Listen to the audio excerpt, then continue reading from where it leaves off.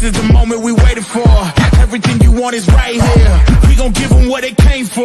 We gon' take it up from last year. Shoot 'em a shot, boy, I'm long range. Me and the team on the same thing. Stayed down, never switched up. Only thing changed was the game. I'm in the zone now. Nothing can change what we on now. When I pull up, know it's going down. Foot on the gas, ain't no slowing down. Aiming for greatness, no settling. Kick down the doors, they won't let me in. What up, what up, what up? It's your boy Phil Porto, aka Phil All Caps of the Knicks Nightcap.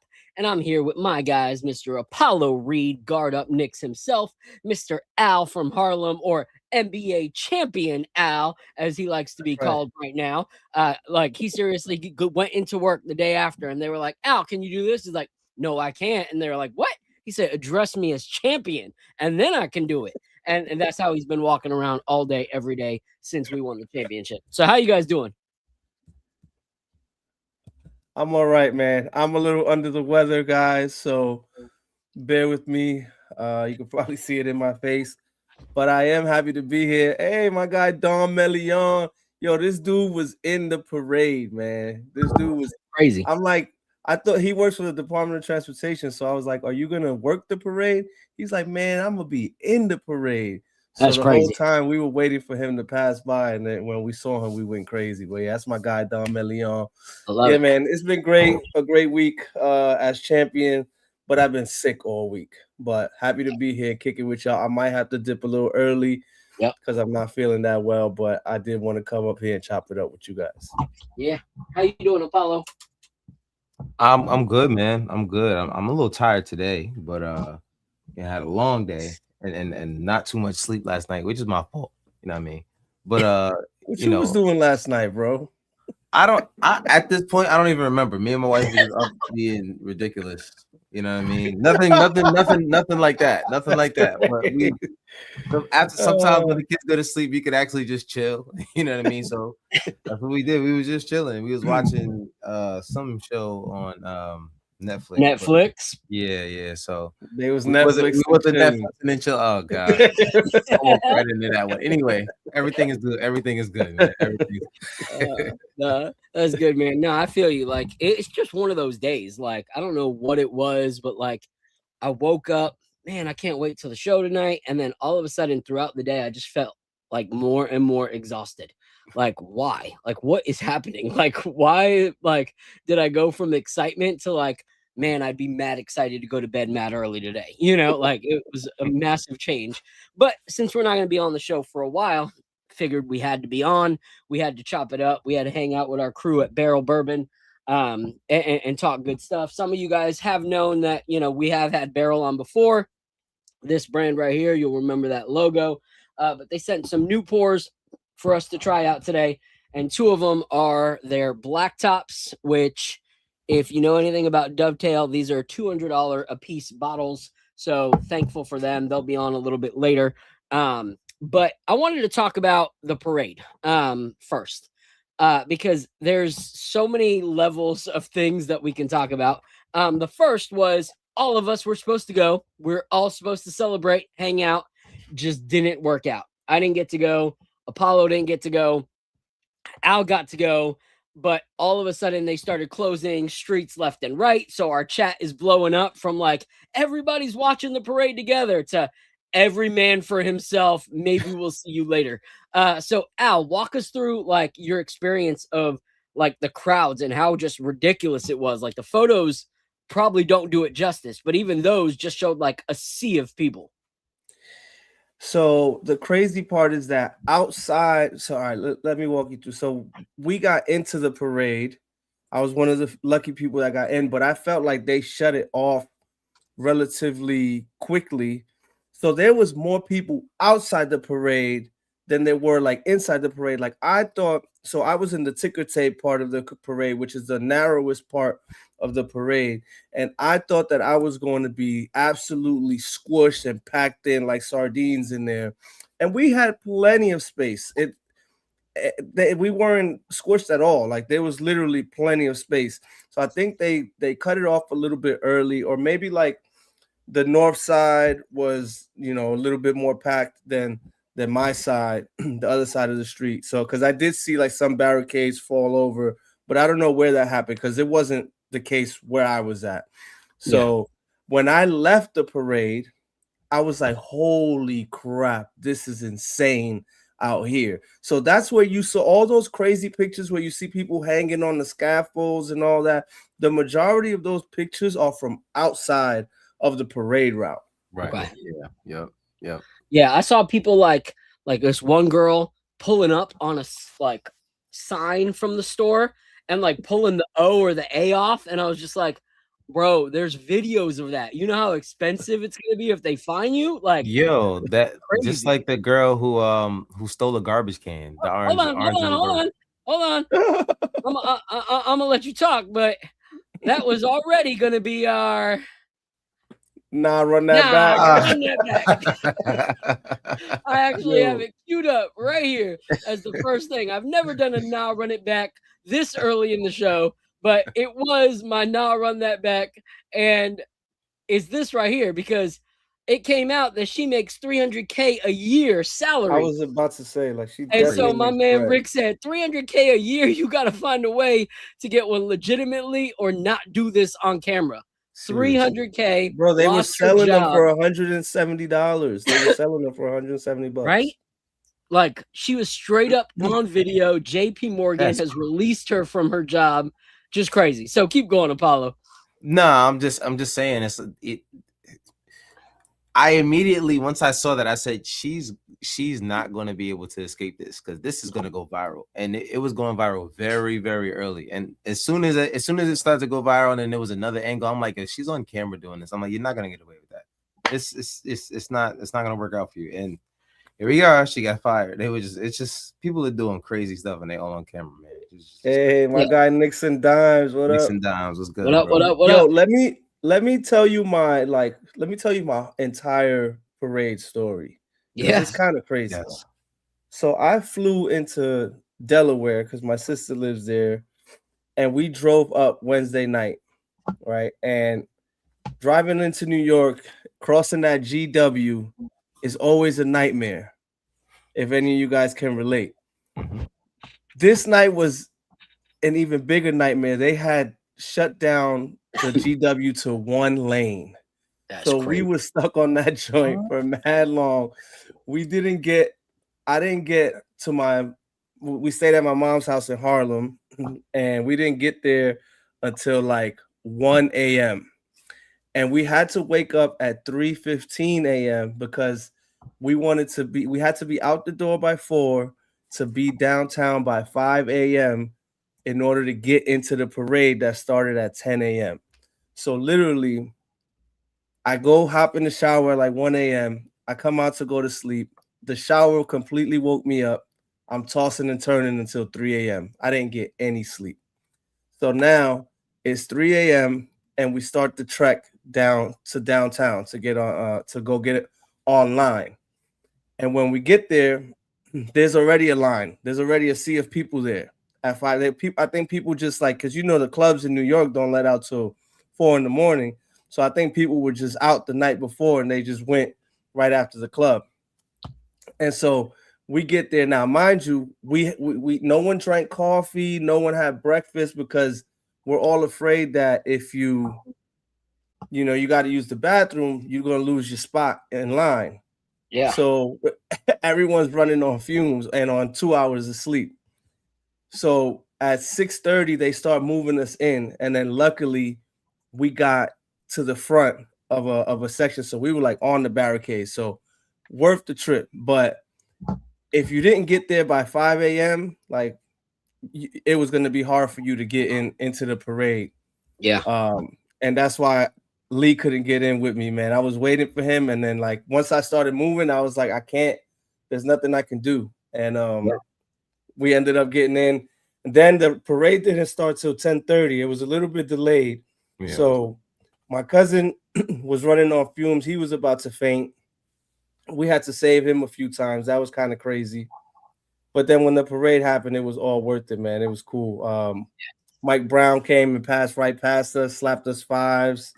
Dylan Jones, which most people probably don't know, he came by with his boy and poured me up some champagne out of nowhere. It was kind of cool. Got a good view of JB. Like the parade was awesome. It really, like, for me, cemented that we won this chip. Like that really put the bow on the season for me. I was very, very happy about it. Honestly, like so at first I was bummed I didn't get to go. Not mostly, solely for like the fact that it's a Knicks parade, but like it was going to be like the KOT crew all together. That was the biggest thing for me was, all of us doing this together. And being at that. And then when more people weren't able to go, Fritz wasn't able to go, Paulo wasn't able to go, I wasn't as devastated. But what did kind of make me go, okay, was when I watched it, I was like, I feel like unless you slept there, like some people I know, like from where a lot of those people went, I wouldn't have thought it was worth it. And I feel like it would have kind of tainted the experience for me. If I was all the way back there, really being able to see anything, not being able to be with the KOT crew, I think I would have been disappointed in the amount of money that I had to spend. And to Lee's point, Al will be back. His camera was acting up, so he's dropping out and coming back in. So I felt like when I watched it with my boys at home, I was like, all right, at least we're in the comfort of our own home. We're eating, drinking, not passing out. I'm seeing all these people on video, knocking out, passing out and everything like that. And then they did the ceremony at City Hall. And I was like, man, that would have been the move, like that would have been the move. I know that they gave out like 600 tickets or whatever for City Hall, but then even not, like if you were going to camp out, you were going to do all that stuff, like you might have missed some of the parade, but you would have seen the whole ceremony. And to me, I feel like the ceremony was like the best part of the whole thing, was watching the keys being given, watching players of the past being celebrated, players, and fans getting the credit and everything like that. I thought that would have been the coolest experience. But at the end of the day, didn't get to go. There was some cool points out there, but like at the end of the day, watching it with my boys and my wife really meant a lot to me, because I look at, even what Lee was going through, and at the time that Lee was dealing with getting there, and then Al texting like, yo, we got to go, my family, someone needs, to get some fumes. Like, if you would have went with the boys, like, I don't know how like kids would have enjoyed that. Like, it was tough. That would have been tough for kids. Bathroom breaks. That's food, why. water.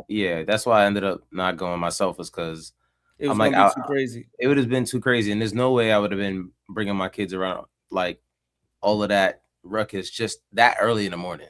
Like that, they are not morning kids at all. Yeah. So then when I got through at 6:30 to the front of the barricade. So we're sitting at the front of the barricade from 6:30 to 10:30 doing absolutely nothing. They didn't allow you to bring in chairs. They didn't allow anything. So you're just sitting there with nothing to do for 4 hours. That 4 hours was long, man. Yeah. So for kids, I was like, yo, kids wouldn't have been able to do this right now. Now, my boys would have been, and I'm always going to choose my boys first, and my wife, So as soon as they would have been tired, I would have been out.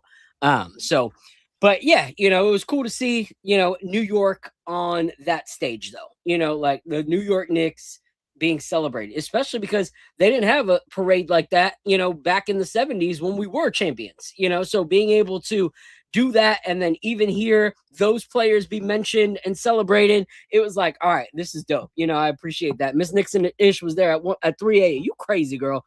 3 a.m. Wow. I can't do that. But I'm excited because throughout the episode, we're going to have different friends of ours from throughout the season, and people that we've connected with that have either been sponsors or anything like that for the show or for the watch parties, come up and kind of just share their experience of either the parade, highlight of the season, what was like the most impactful outside of the playoffs moment for you as a Knicks fan this season that you're looking to see what next season can be like. So before we do that, I want us to talk about it. Like, what is a moment pre-postseason, like during the actual season, that was the highlight for you guys as a New York Knicks fan? It could be one, it could be two, but one or two moments that really stuck out to you throughout the season that made you go, man, even if we didn't win a chip, that moment would have stuck with me. That's a good question. I know it's a You might need curveball. some time. Do you have one, Phil? No, no. Yes. So one of mine is the game where Tyler Kolek went down into the G League during the day, and then he came back and played with the Knicks at night in the fourth quarter, and then put up buckets in the fourth quarter after having a dominant G League performance. You know, it just showed the grit and the like commitment to the team that Tyler Kolek has. And to see all the guys, like not a single player from our starting lineup were not on their feet cheering for him every single bucket he got, knowing what he had already done during the day. So that to me was like a real cool point of seeing, okay, this is what actual camaraderie looks like. This is what a team that actually like goes to war for each other looks like. Like this might be a small victory to somebody else, but Tyler just put up crazy numbers in the G League, came up, and now all of his guys are rooting him on. So to me, I think that was such a really cool memory for me, and just being able to see what was there. Lee just said, if we didn't win the chip, my memory / moment still would have been meeting and hanging out with Phil in Dallas, vibing with him at the Mavs game, and being blessed to have lunch with him in fellowship. Man, that was such a fun time, Lee. Like seriously, hanging out with Lee that day, taking photos of Lee before the game, and then like connecting with him and his dad at the game. That will seriously be one of those moments that I'm like, man, not many things in Dallas besides, you know, In-N-Out, the Village Church, and Lee Escobedo are really worth going to, but that was worth it. That was definitely worth it for me. So, all right, you guys think of anything? Yeah, I got one Okay. for the team and one for myself. One Okay. for the team was the game when we played the Celtics and Jaylen Brown was like going crazy, and then we threw Diawara on him, and then he just started. Yo, I was gonna say that. You stole my. I swear to God, that's crazy, bro. That's crazy. Yeah, it's the Harlem connection, bro. It's the Harlem connection. That's crazy. my bad. But yeah, that was to me.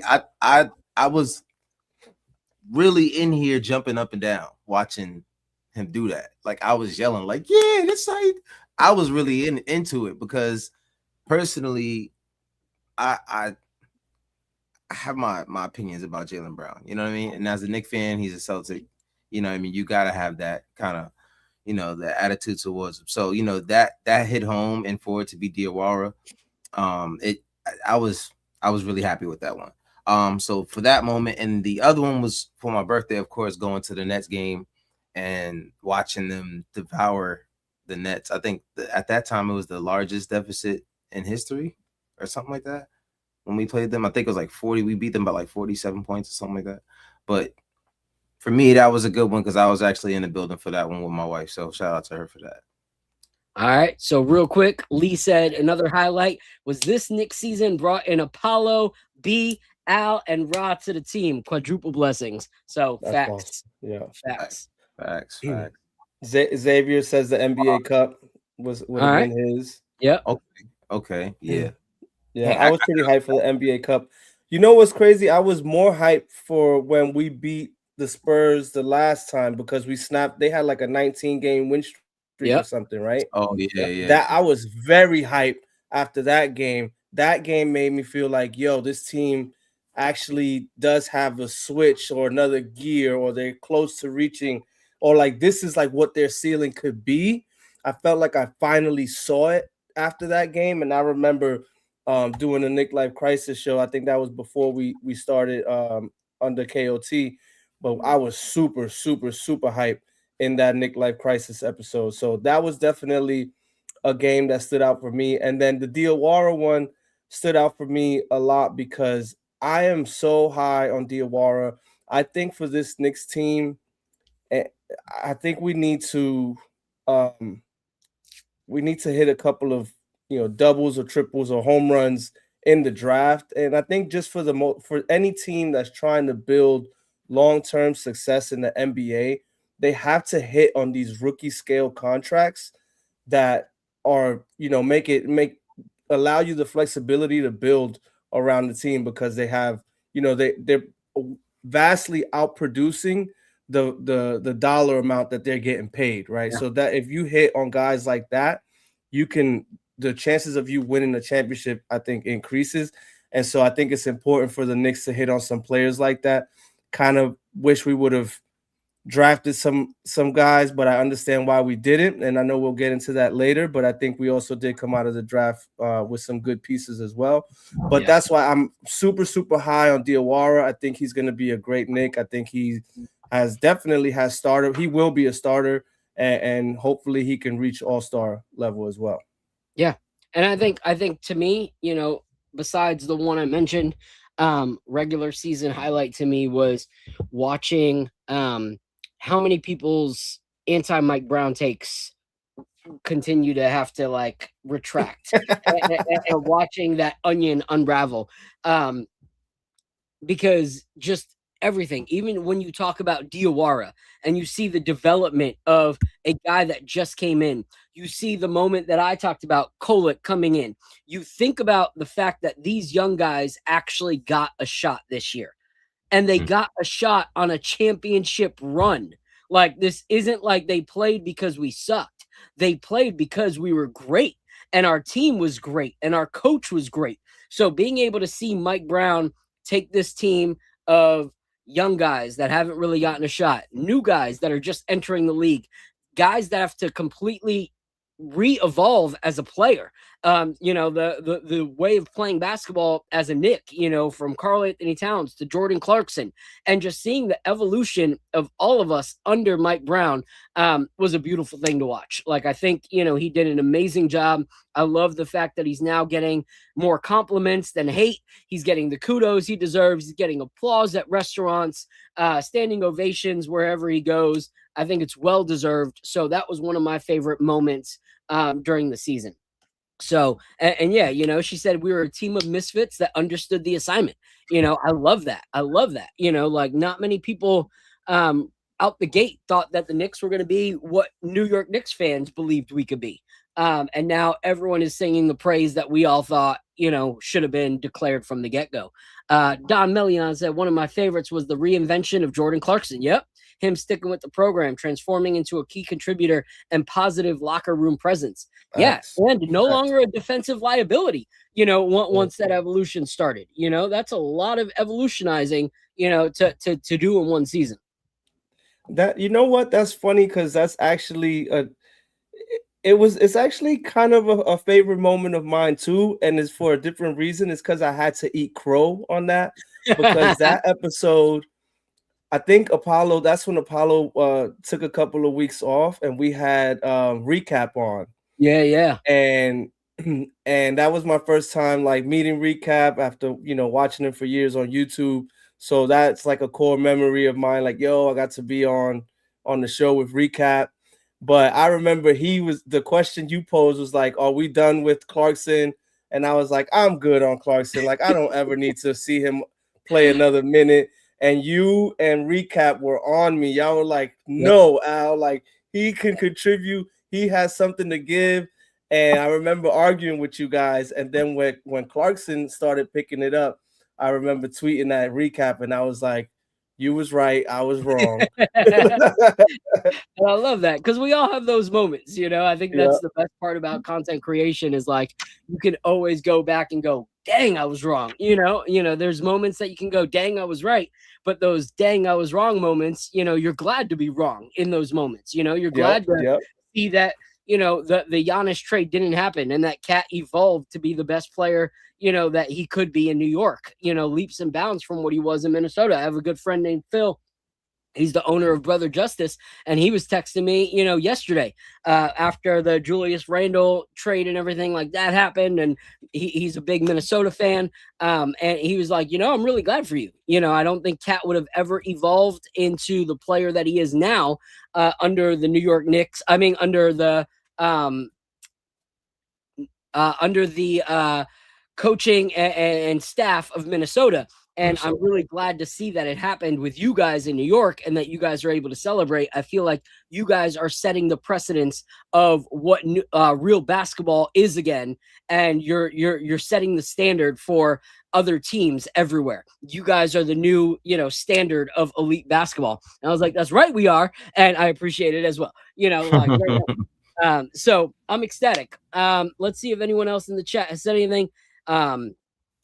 And we will see if anyone else has any other moments before we bring up Brett from Barrel, because he's a Knicks fan. So we also get to ask these questions with him, and we don't have to have that awkward pause between whiskey and basketball because he's a Knicks fan, and that makes him one of the best in the industry. All right. So being in New York City for game 4 and 5 was insane. Seeing everyone in New York wearing Knicks gear and the blue and orange energy was something I'll never forget.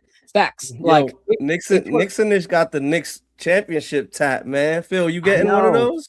I want to. So my guy Mason, but I don't really have much space. So so I hit up my guy Mason. I was like, okay, what can we do to blend like something new and a cover up? Because I'll cover up something. And so him and I are going to talk, and his style is very unique and different than whatever else is doing. Dope. So I'm excited because he's one of my favorites, and he could do a really, really dope piece if I can find the room. I love the Knicks. I'm not getting a Knicks face tat though. Not happening. No Tekashi 6'9" over here. Not gonna be that guy.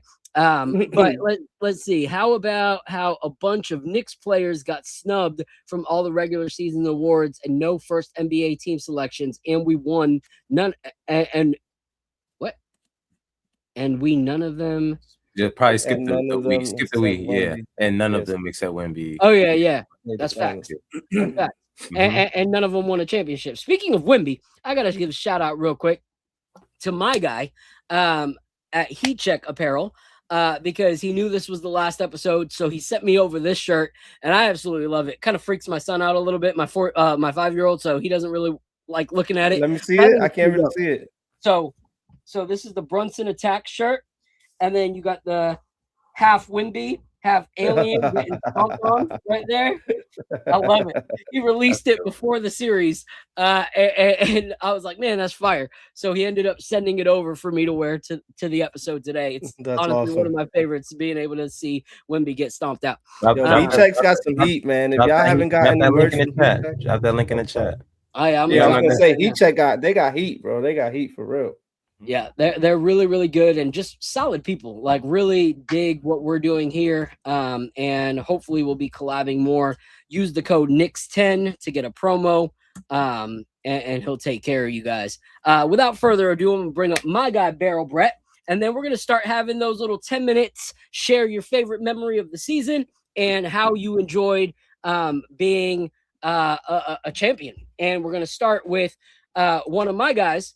That was a sponsor of our watch parties. His name's Craig Tucker. He's got a brand called In My Lifetime. I'll let him share a little bit about that. But first and foremost, I'm gonna bring up my guy, Barrel Brett. What up? What up? What up? What up? Congratulations, gentlemen. First and foremost. Likewise. Still celebrating for everyone, I hope, a little bit. I like the hat. I appreciate that. Of course, man. Yeah, I was like, are we going to be talking about the draft today, or we will a little bit later? We will reminisce about the. Yeah, we're going to talk about that. But first, before we have a pour, we were asking, like, what is one of your favorite moments pre-championship, like during the season, that you were like, I'm going to remember this moment, like regardless of whether we win a chip or not. This was like a highlight moment as a Knicks fan. You were the one that basically had all the chips in the table after kind of going through the first podcast with you. You were the first and only one that came out. We're like, I think we're going to win this championship.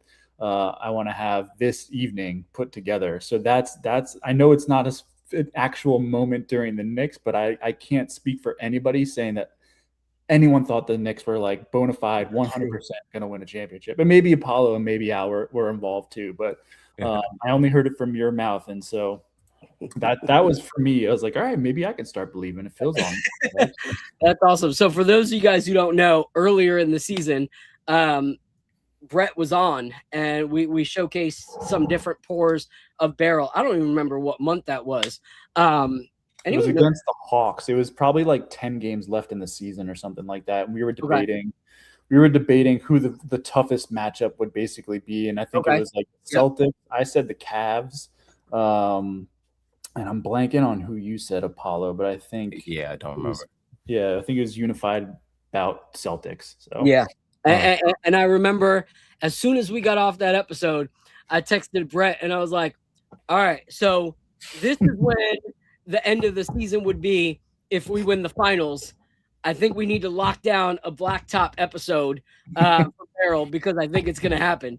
And he was like, let me talk to the staff and see if we can do it. I said, all right, I need to line up a brand. And since you're a Knicks fan, I want you to be there. I was like, because we're going to win that chip. And so he was like, all right, bro. So as soon as we like got there, he was like, you prophesied it. I was like, Yeah. bro, I believe That's it. crazy. You know, spoke it to existence. Spoke it to existence, man. Yeah. It was- it's good. All right. So before we bring up my guy to talk about his moment, let's go into this first pour because we've had this one in a different variation before.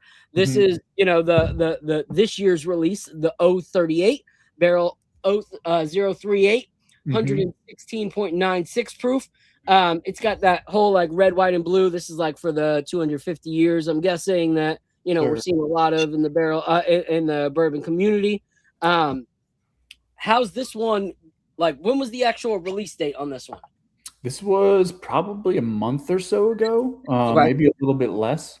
So this is to kind of back up a little bit. So the birth of barrel is really this concept, having batches. So obviously it started batch 1, we're at batch 38. It's actually the 40th release. So there was like a 7A, a 7B, where they tried to repeat, and then there was an 8A and an 8B. So this is technically the 40th release of what we've done for the batches, but this is really the foundation of how the brand started. Tripp, who's our master blender and kind of chief scientist, and then Joe Beatrice, the founder, they never wanted to cask finish whiskeys. Their concept was like, okay, we have all these barrels, we have access to all these barrels, they're sitting in our rick house, let's just be blenders of bourbons. So that was always the game, that was always the intention, until I think the nice thing about being a small operation in a small company, you can kind of hear what the consumer is saying. You can always pivot and you can always react really, really quickly. So they opened up their eyes into more cask finishings and kind of doing that route as well in addition, but they stayed true to their roots. And this is again like the 38th iteration, or 40th technically, but batch 30. And the nice thing about this batch that makes it a lot more unique, aside from the labeling being, you know, ceremonious with America's 250th, we dialed up age statements. So if you ever look at past batches that we've ever done, you're looking at probably around like 5 or 6 of a minimum age statement, probably up to around like 13 or 14 years. Okay. So given where the industry is leading and given that there's a lot of glut and there's a lot of excess inventory, we've been able to dial up our age statements. So you're getting a little bit of an older whiskey than in different iterations of this. So you're looking at between an 8 and 15-year-old blend of bourbons, just to be precise. So there's a 12-year-old Kentucky bourbon in there. It's going to be 9 and 10 Indiana bourbon. And then they're looking at 12 and 15-year-old Tennessee and 8-year-old Maryland. So those are all blended together. They come out to about 117 proof. And for what it's worth, I think I know there's a lot of like older age statements where you'd think it'd be really, really of a heavy whiskey. It's light and very sessionable, I think, in my opinion. Yeah, it smells very floral. And just a heads up, Al's probably not going to be sipping much. He's a sick little puppy over there. So no, I'm sorry, he's gonna Al. save his whiskey. I came back from the parade deathly sick, man. No. I'm jealous right now, but Oh man, Yeah, well, you happy at to least be have here. the goodies. You have the goodies this time, of I course. do. I have them. We had the samples sent. We can't even. So he'll taste those and get back to us. But we're gonna have this sip, and then we'll come back to tasting notes. And I want to bring up somebody right now who was really, really supportive of what we were doing in the watch parties that we were throwing. So I came across a brand that was speaking my language. I saw a shirt that said Knicks in 26, and I was like, yo, someone that's as delusional as I am. Yes, I agree. You know, delusion is a beautiful color on me and everybody else. Let's rock this. So I started following him, just liked what he was doing. And then I told him about the watch parties, And he's like, bro, let me send one over to you. And, you know, whatever you give out, you let me know. And I was like, well, give me a limit. He's like, no, man, just whatever you do, let me know. Like, was just mad supportive of it. So I love his story because he's had this brand before, you know, like the brand's called In My Lifetime because he believed in his lifetime he was going to see a Knicks championship. But then he put out the shirt this year and said, bump that. This isn't in my lifetime. This is now. Like, now is the time. So he released those shirts. So I want to hear his favorite moment of the year and also how it feels to actually have prophesied and spoken into existence that the good Lord looked at him and said, all right, I see you, Craig. You've suffered enough. I got you, bro, and brought it to fruition. So without further ado, this is Craig from In My Lifetime. What up, bro? Hey, what's up, man? What's up, man? How you doing? Man. Yeah, you got me cheesing over here. I'm doing good. I'm doing good. You know, we up here in New York. You know what I'm saying? Queens, New York. That's what's up. Man, Let's get the money. we still all kind of like drunk and high, man, off the Knicks, man. I mean, even at work, everywhere, everybody you see is blue and orange everywhere. It's a beautiful thing. Man. I love it. Yeah. So, 14 years ago, back, the thought of the idea came in the 2012 season, back when Melo and Woodson and we had just beat Boston in the first round. And remember that year we won 50 wins, and I remember sitting at work and I was like, wow, the Knicks actually might win in my lifetime, right? I said it, because you know it was a lot of promise that year, and then you know, J.R. Smith butt-headed the guy, and then Melo should have beat Indiana and we lost, but that's when the thought came, and so then for like a year or two I trademarked the phrase, but I still didn't know what to do. And then eventually I ran into a graphic designer, and he created that first Knicks logo. Yeah. And then I just started selling it from there because I felt like there was other people in my shoes that would love to see the Knicks win in my lifetime. So I felt like if I sell enough shirts, if people can have enough positive energy, eventually things will change, right? And so fast forward to January, I had there was a Philly bus trip I scheduled. We had 150 fans go to Philly, that January 24th game, and the Knicks won that game. And remember before that, we had a little losing streak before that. We just beat Boston, but then that was a pivotal game because remember Philly was pretty good. But organizing the trip, I was like, I wanted to give everybody a shirt.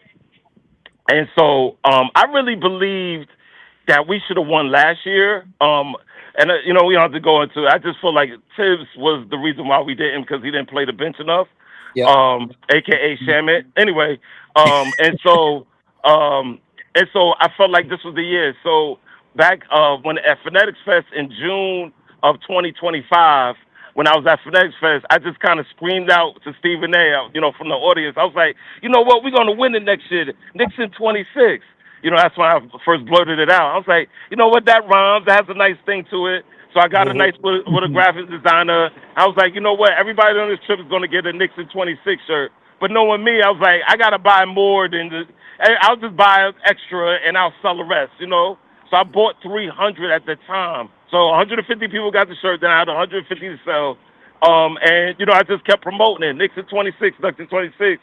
Just keep pushing that energy going. And now we're here, man. Now we're here. Yeah. And I've been through like 400 shirts already. People can't even get enough of them, man. It's crazy because a lot of people who know my journey, they seen it, you know, all regular seasons I was pushing Knicks in 26. Yeah. Now, as the playoffs, every win, I was more sales. Every win was more sales. That's awesome. You know, the belief kept happening. Now it's a real thing, you know. And I just didn't want to have egg on my face, right? You got these shirts, you know, all the Knick haters, they would have been laughing at us. Oh, look what you with that Knick shirt, you know. And even my best friend, who's a Knick hater, he was actually helping me sell the shirts because of that reason. Because he felt like, oh, if they don't happen, well, at least you need to try to sell them before the playoffs end. You know, like to get rid of them before, you know, because he was because he wanted to rub it in our face. He wanted to like say, oh, look at that shirt. And now the shirt is a beautiful thing. You can put it up on your wall, baby, because there's nothing that they can take away from us, you know. And that's it, man. It's just passion, man. And I just felt like, you know, putting my belief out there. You know, it's crazy. You know, we haven't won in 53 years. You got this man, Jalen Brunson, who's 6'2". All they do is badmouth from, oh, this one's a great defender. Everybody's a great defender. All this, all that. And he just goes out there and he wins. In the fourth quarter, he wins. You know, we was down 29 in game 4, which was like one of the most amazing games that you could ever watch. Yes. And it's etched in our brain forever. What a time to be a Knicks fan, man. It's just a beautiful thing. So let's say moment. I would say the January 24th game. You know why? Yeah, that had to be your favorite moment. Because sure. I didn't want to lose that game, right? You know, these people paid $250 to go on the trip. You know, you had 150. I'm like, come on, at least give me this game. Come on, right? You know, we're in Philly. Everybody's wearing Knicks in 26, and we won that game, and we kind of came back in that game too, just like we always do. You know what I'm saying? And that was just the foreshadowing. I would say the second thing was the cup game, because you know I was screaming when we won the cup. I was like, oh, this is just a preview for June. You know, I kept screaming that in my videos and stuff. But it's just a beautiful thing, man. Thank you so much for allowing me to be on your platform, man, and join in with you guys. And this is awesome, man. I love it, man. It's just a beautiful thing, man. And still time for people to buy it, right? People can still buy these? Absolutely. Yeah, absolutely. I just got a fresh batch. So now's the great time to buy, because I got every size right now. Absolutely, 100%.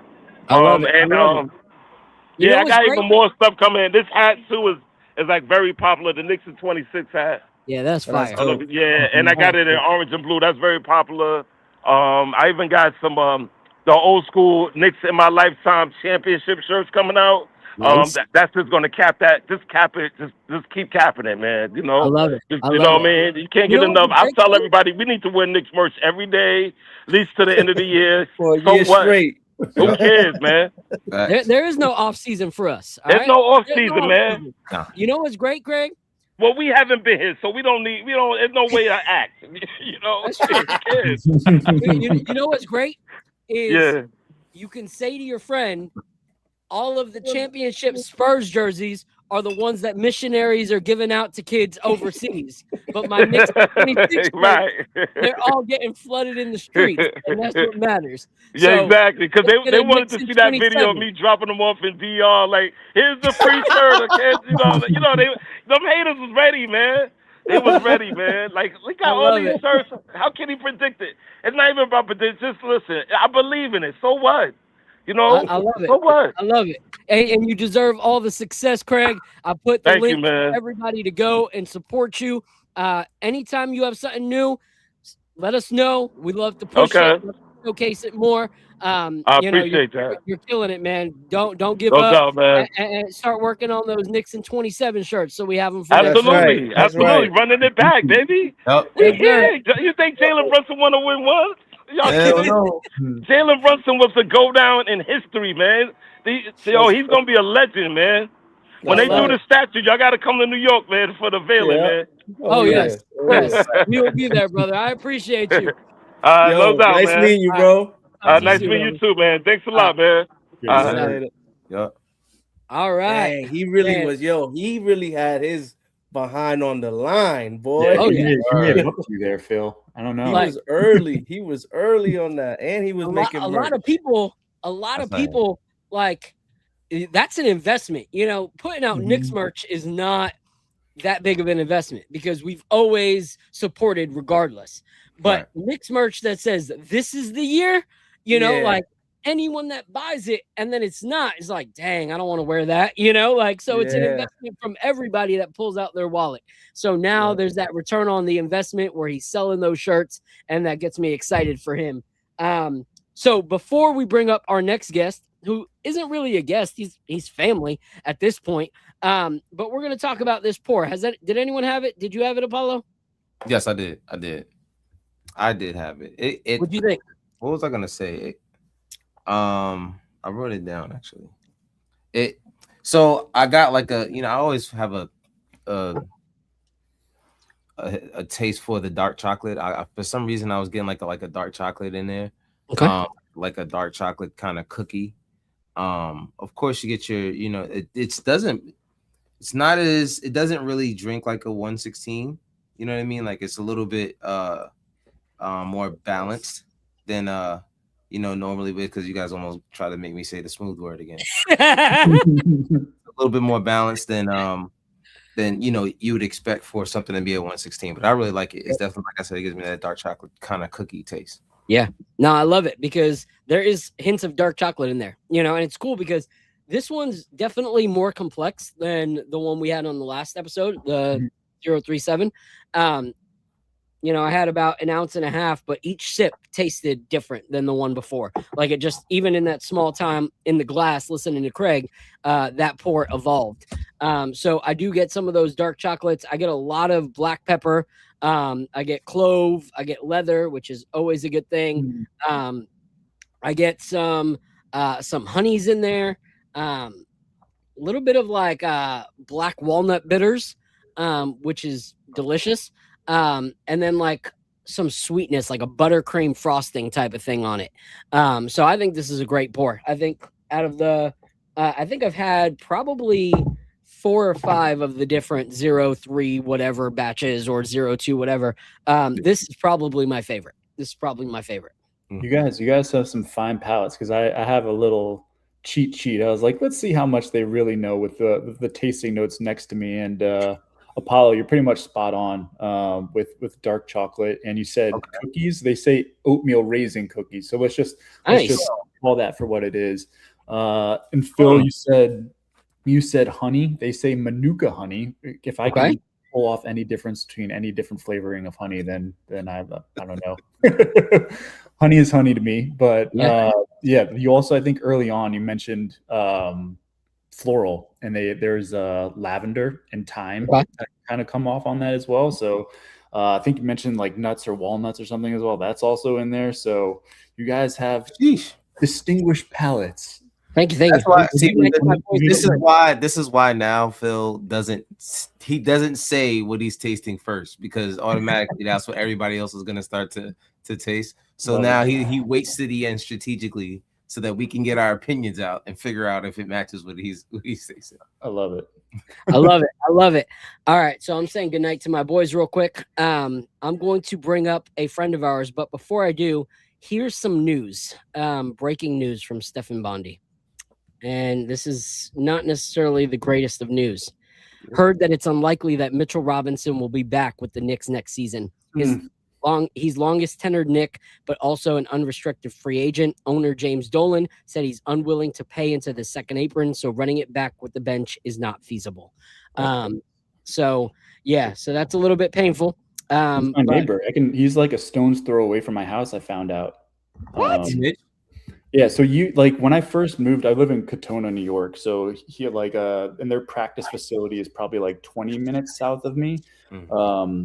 And Mitchell, being like the country boy that he is, he wants a little bit more of like distance from kind of the grind of everything. And so like once I moved here, I'd see these big ass trucks driving by blasting country music, and I'd be like, who is that dude? Then I started piecing it together, and I started looking on social media. I was like, wait a second, that's the same truck. And he'd have 2 of them ride the orange and the blue one back and forth, and I'd always hear him from like a mile away, and I'd always look out, and I can see through like the trees and everything. So that's hilarious. Once they won the chip, I was like, I gotta find out where this dude lives. And he's honestly probably like a quarter mile down the road from me. No way. That's gonna be sad that I'm never gonna be able to see and hear that music again. Man. That's I mean, I kind of expected it, at this point. You know what I mean? So me too. It doesn't really hurt as much, but he stayed until the right time, man. He definitely gave us everything that he could, and I'm not mad at him, honestly, because he's got to go get his money. He's got to go He's get gotta his money. get that money. He's got to get his money, but also at the end of the day, it's like we also have never known how long he's going to stay healthy. So big contract, question mark. Maybe it worked itself out. I don't know. Obviously, I'm going to miss him because, his presence defensively is ridiculous. But we'll see what Leon Rose does. What thing I can say is we can trust in some of the decisions Leon Rose has made, and continues to make. But without further ado, I'm going to bring a friend up to the channel who has, really become like family. And I definitely want to hear his greatest memory from the regular season and how he's enjoyed being a champion. So without further ado, this is my guy, Tony Tone. What up, Tone? Hey, what's going on, guys? How's it going tonight? Good, bro. How are you? I'm doing excellent. Real talk. I'm doing excellent. Tone was good. Yeah, I like that hat. I like that hat. Yes, sir. Bro. I came. So as I mentioned earlier on IG on the post communicating this event tonight, this podcast tonight, I was coming championship edition. So I came with the championship parade hat for you guys. We got I came, of course, glittered out. Nice. Got the champion shirt, so I'm ready. Bro, mine still hasn't come in. It says it's not going to get here till end of July. Yeah, same. I think I hat ordered is like, mine My that- hat is like August. They didn't even get on stage yet, and I had already ordered mine. I still haven't got it yet. I ordered it that Yeah. night. Wow. When, Same. as soon as the buzzer went, I hugged my kid, hugged my wife, called my brother while pulling up the website. Yep. And same thing I did Exactly. for the finals, and I just got a cancellation email for my NBA finals hat. So, yeah, it's crazy. So, all right. So I will say this to you, Tone. You were asking about what people think about the championship other hat between the white and the blue that you got. Oh yeah. So here's why I like the white more. The one thing that you said you didn't like was no NBA logo on the back. Exactly. And then also on the side, it's got the Larry O'Brien. Exactly. So that's why I chose the white one over the blue one, was because of that. Even though I like the color of the blue one, I was like, man, you got to have something at least on the back or the side. So that's why I went with that one. And Tone, I saw your post earlier where you were opening up a package. I think it was your hat. Yeah. And I couldn't help but notice that you had a bottle of Barrel Bourbon craft spirits in the background. So I'm like, are you joining us for baby today? Yeah. All right. I came ready tonight for the festivities. I wasn't able to get the batch that you guys were sipping on tonight. However, after an extensive and exhaustive search, I was able to come up with this. So which one did you get? Man, good looks. Tone. this is Dovetail. Yeah, Okay, so nice. he got the regular Dovetail. Yeah. I told him we would be drinking the toasted so that he can join us while having the Dovetail and enjoying it. Because he texted me, he's like, I want to join you on a sip. I was like, bet. And then no one had the new 038. So I was like, you won't find toasted, but if you can find Dovetail, go that route. And so he sent me a picture. I was like, yo, that's dope. So I'm looking forward to sharing that with him. Love it. So, Joe. so real quick before I go to you on the question, Tone, Danny said, do you think we sign Mitch? We can't lose him. So Danny, right before you got here, Stephen Bondi actually just made a post that it looks unrealistic and not probable for the New York Knicks to re-sign Mitchell Robinson. I'm hoping he's wrong. Stefan's a good reporter, but unless it comes from the source, I'm not gonna fully buy in. If Ian Begley would have posted that quote, I would have been like, oh, Mitch is gone, guys. Live on the air, he's gone. But it's still someone else besides Ian, so there's still some hope out there. But Tone, we threw it around, we kicked it, in conversation. Even if we didn't win the chip, was there a moment in the season that you can recall that was like your highlight moment, certain game, certain thing that a player did, certain thing that you saw happen from these New York Knicks that made you go, this is still going to always be memorable, even if we didn't win the chip? Yeah. So my highlight, and this is towards the middle of the playoffs, was against Philadelphia 76ers.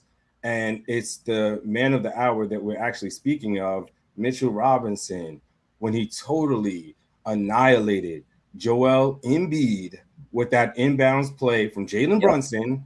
and he just demolished him, bro. I just thought, to me, that was the epitome of redemption. So I was looking at the redemption from what Embiid did to Robinson a couple of years back and causing that injury to him, and then I look at just the redemption of overall. You know, it was a little beforehand, but us just winning the championship and getting the cup this year. So to me, that was my most exciting, I would say. Of course, that's behind OG Anunoby's tip-in.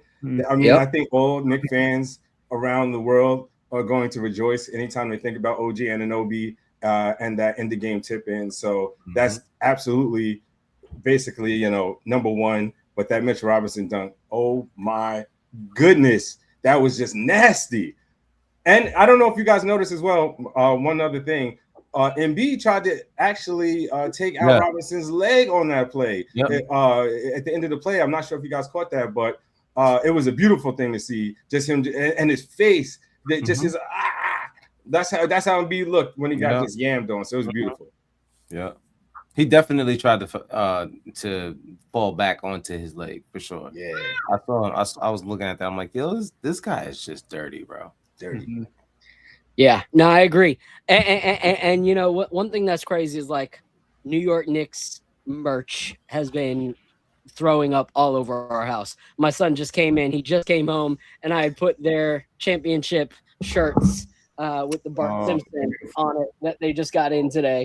Nice. So he's like, Dad, it came in. I was like, I know. I put it on your desk. I put it on your bed. I'm the only one that's here. But it looks awesome, bud. I love it. You like it?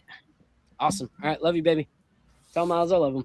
All right. So since we won the chip, Tone, how you been feeling? Like, for me, it's like, it's got me on this excitement, but also like man, it's so crazy how like literal a championship is a New York minute, you know, because within a few days of the parade, it's the draft. It's talking about who's going to be there, who's not going to be. And it's like, man, 53 years of waiting, it's happened. And I feel like the organization is already moving on, you know, and like the fans are trying to catch up. Like, no, we're wearing merch all summer. What are you talking about? Like, and so trying to ride that wave. So how have you been feeling since we won the chip? I've been feeling wonderful, man. And to that point, we have the whole summer. We have the whole summer to rock this Knicks merch, to bask in the glory of a championship. It's been, as you said, 50 plus years of waiting. So I think it's, it's totally fair for us to, have this level of elation, at least for the next few months. It is the job of the organization to look forward and, get this right for next season. So that's just how the business works. But as far as me personally, man, I'm so hyped, man. I'm just trying to continue to dive into the different changes that's going on. As you just had some news that posted quick tonight about Mitch Rob trying to stay atop of all the different changes that may be to our roster for next season, and what new additions or what Leon Rose is going to be cooking up. So it's just so many things to kind of look into and delve into. And as far as being a content creator, that's what really where my focus is at. What can I look into? What can I dive into? And what can we talk about and get ready for the next season? Yeah. Yeah. And you know, what's crazy is like, it is the front office's, job to move on.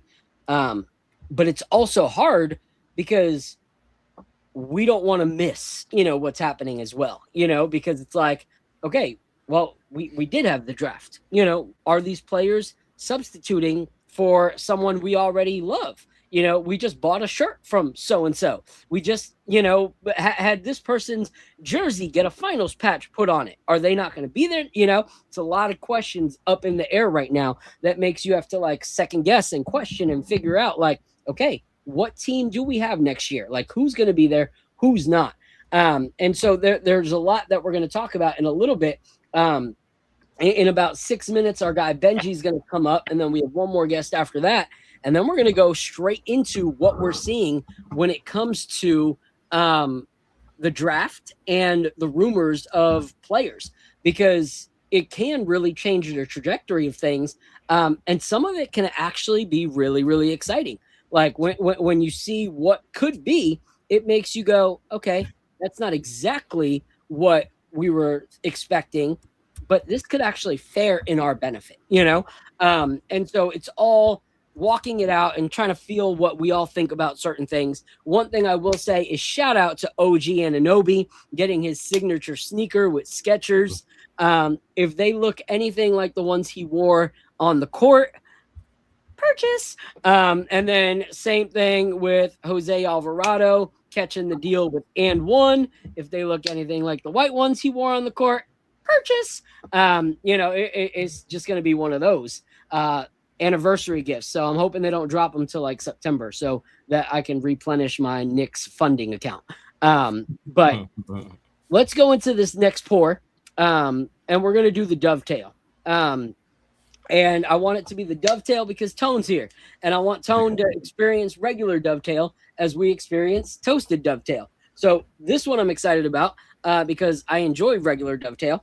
And so this one is 23.8 proof, finished in rum, port, and Dun Vineyards Cabernet barrels. So I don't know what Dun Vineyards is, but it's Cabernet barrels and port barrels. So I'm excited for this one. Yeah, this goes back to another conversation that we had, Phil, where you were like, I need to get myself that toasted dovetail because I know you were a fan of dovetail originally, right? Yeah. And fate would have it, you got yourself a bottle. So a late belated happy birthday to you for that one. Yes. The toasted, I'll start on the dovetail because they obviously are the same thing. It just has a little extra maturation. So does anybody know what like a dovetail is? What it isn't? So it's more for like woodworking. So a master craftsman in woodworking, the true sign of how they were would be how they would make a dovetail. So it's basically interlocking pieces of wood that would harmoniously fit. So if you look at like a crate of wine, if you ever go into like a liquor store and the crates of wine are always stacked up and they're always kind of woven in with like their ends kind of together. So that's essentially a dovetail. So they're kind of like these little, blocks kind of locked in together. So kind of with that harmonious text of it all, that's what this is. Because when you kind of look at this whiskey, it's going to be like, okay, how does a rum, how does a port, and how does the Cabernet fit together? And it all just smooths effortlessly over. And to kind of add into it, you look at the Dun Vineyards Cabernet. Dun Vineyards, it's a biodynamic organic vineyard out in Napa Valley, one of kind of the more legendary winemakers that started out in California. So they are kind of true to what winemaking really is to be, but I think more so it's what you're going to get is like a true essence of a Cabernet. And so you're going to get a lot of like fruitiness, you're going to get a lot of like creaminess from that. And then when you look, so that's dovetail in itself. The toasted dovetail is taking that product, aging it up to 33 months. So this is getting dumped into barrels for another 30 months of time. So this drinks more like a rum to me.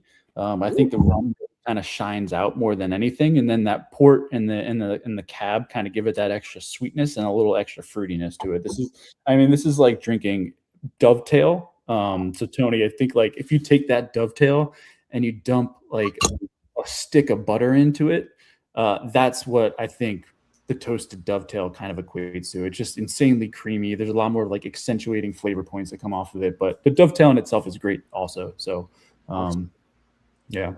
Cheers. So since Tone came with the champion merch, I had to go change into a champion shirt. So shout out to, once again, this is my same guy, Mr. Heat Check. So got to support Heat Check. Finally got one of my hats in. On the nose, this smells creamy. Mm-hmm. Yeah, you can kind of smell like the buttery. Yeah. You can smell that right off the top. Yeah, this whiskey is the truth. There's no denying that. It's 124 proof. Shout out to the 237 of you that are rocking with us right now. We appreciate you guys joining us on the season finale episode of this season's Knicks Nightcap. You will see us here and there throughout the off season talking about crazy things amongst the KOT chat. But this is the last actual one that we have. One thing I'm gonna promote while my guy Tone is here. I won't be doing it on this channel. I will be doing it on my regular personal channel. But myself, Tone, and Nick Loyalty, who's been in the chat before, and another brother who's going to be I believe joining us within the next 20 minutes. We're actually going to do a series for about 4 weeks called on Faith and Fandom.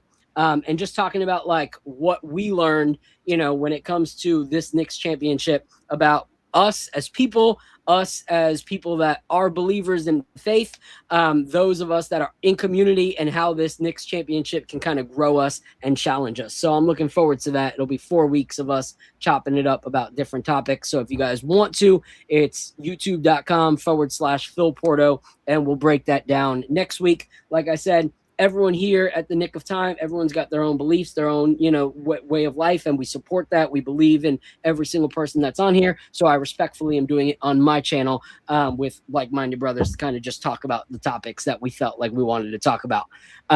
So that will be possibly next week, either Tuesday or Thursday. We'll announce it officially on my Instagram and Twitter by Saturday. Salute to Benji Kleiner.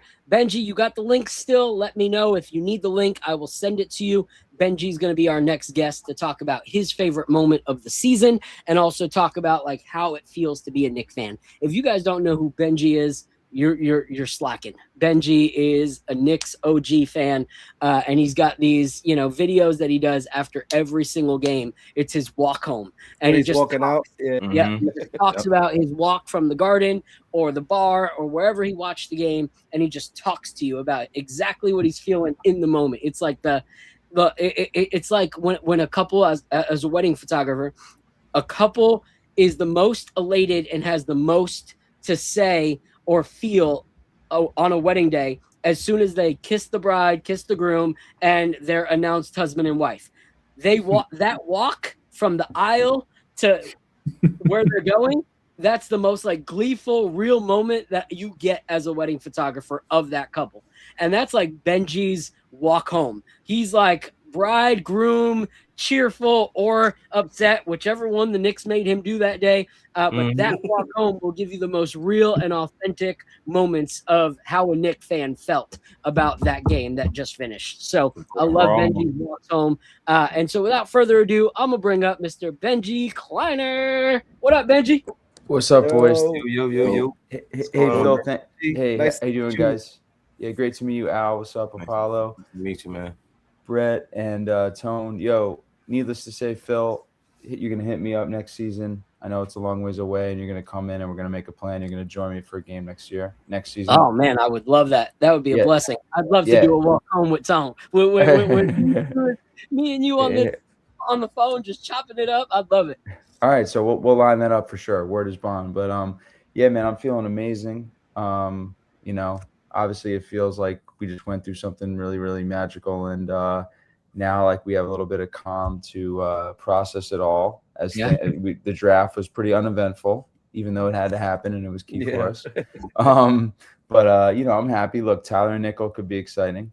And then after summer league, because we're gonna have a nice little chance to hopefully see some of these guys, see the German kid play, maybe get some DOR action, knowing that we're committing to him longer term.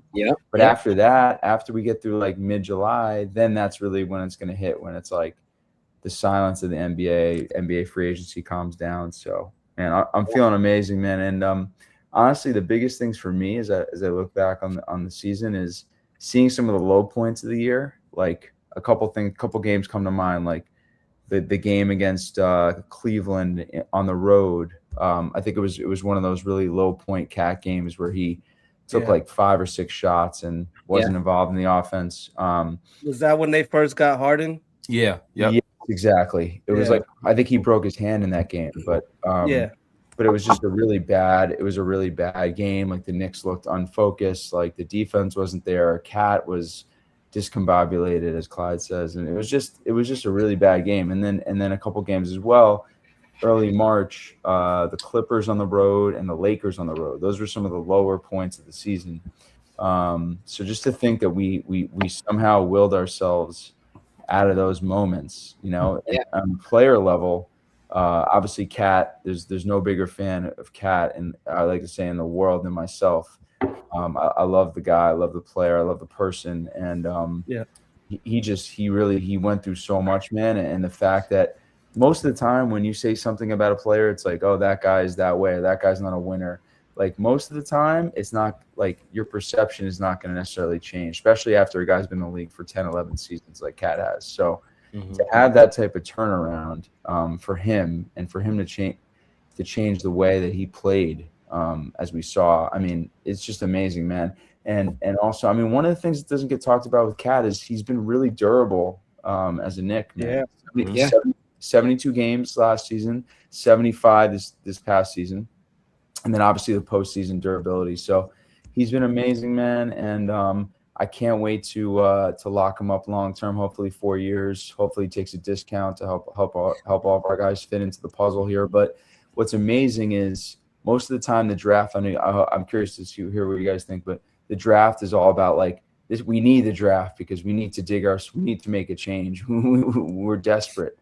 But now it's like we're kind of like we just need to preserve greatness, which is like a different approach. So, man, I can't believe what we've gone through. I can't believe how special. It feels like life has been made to this point, and it's like whatever happens now is just a bonus. But house money, man. House money. So you know what's crazy?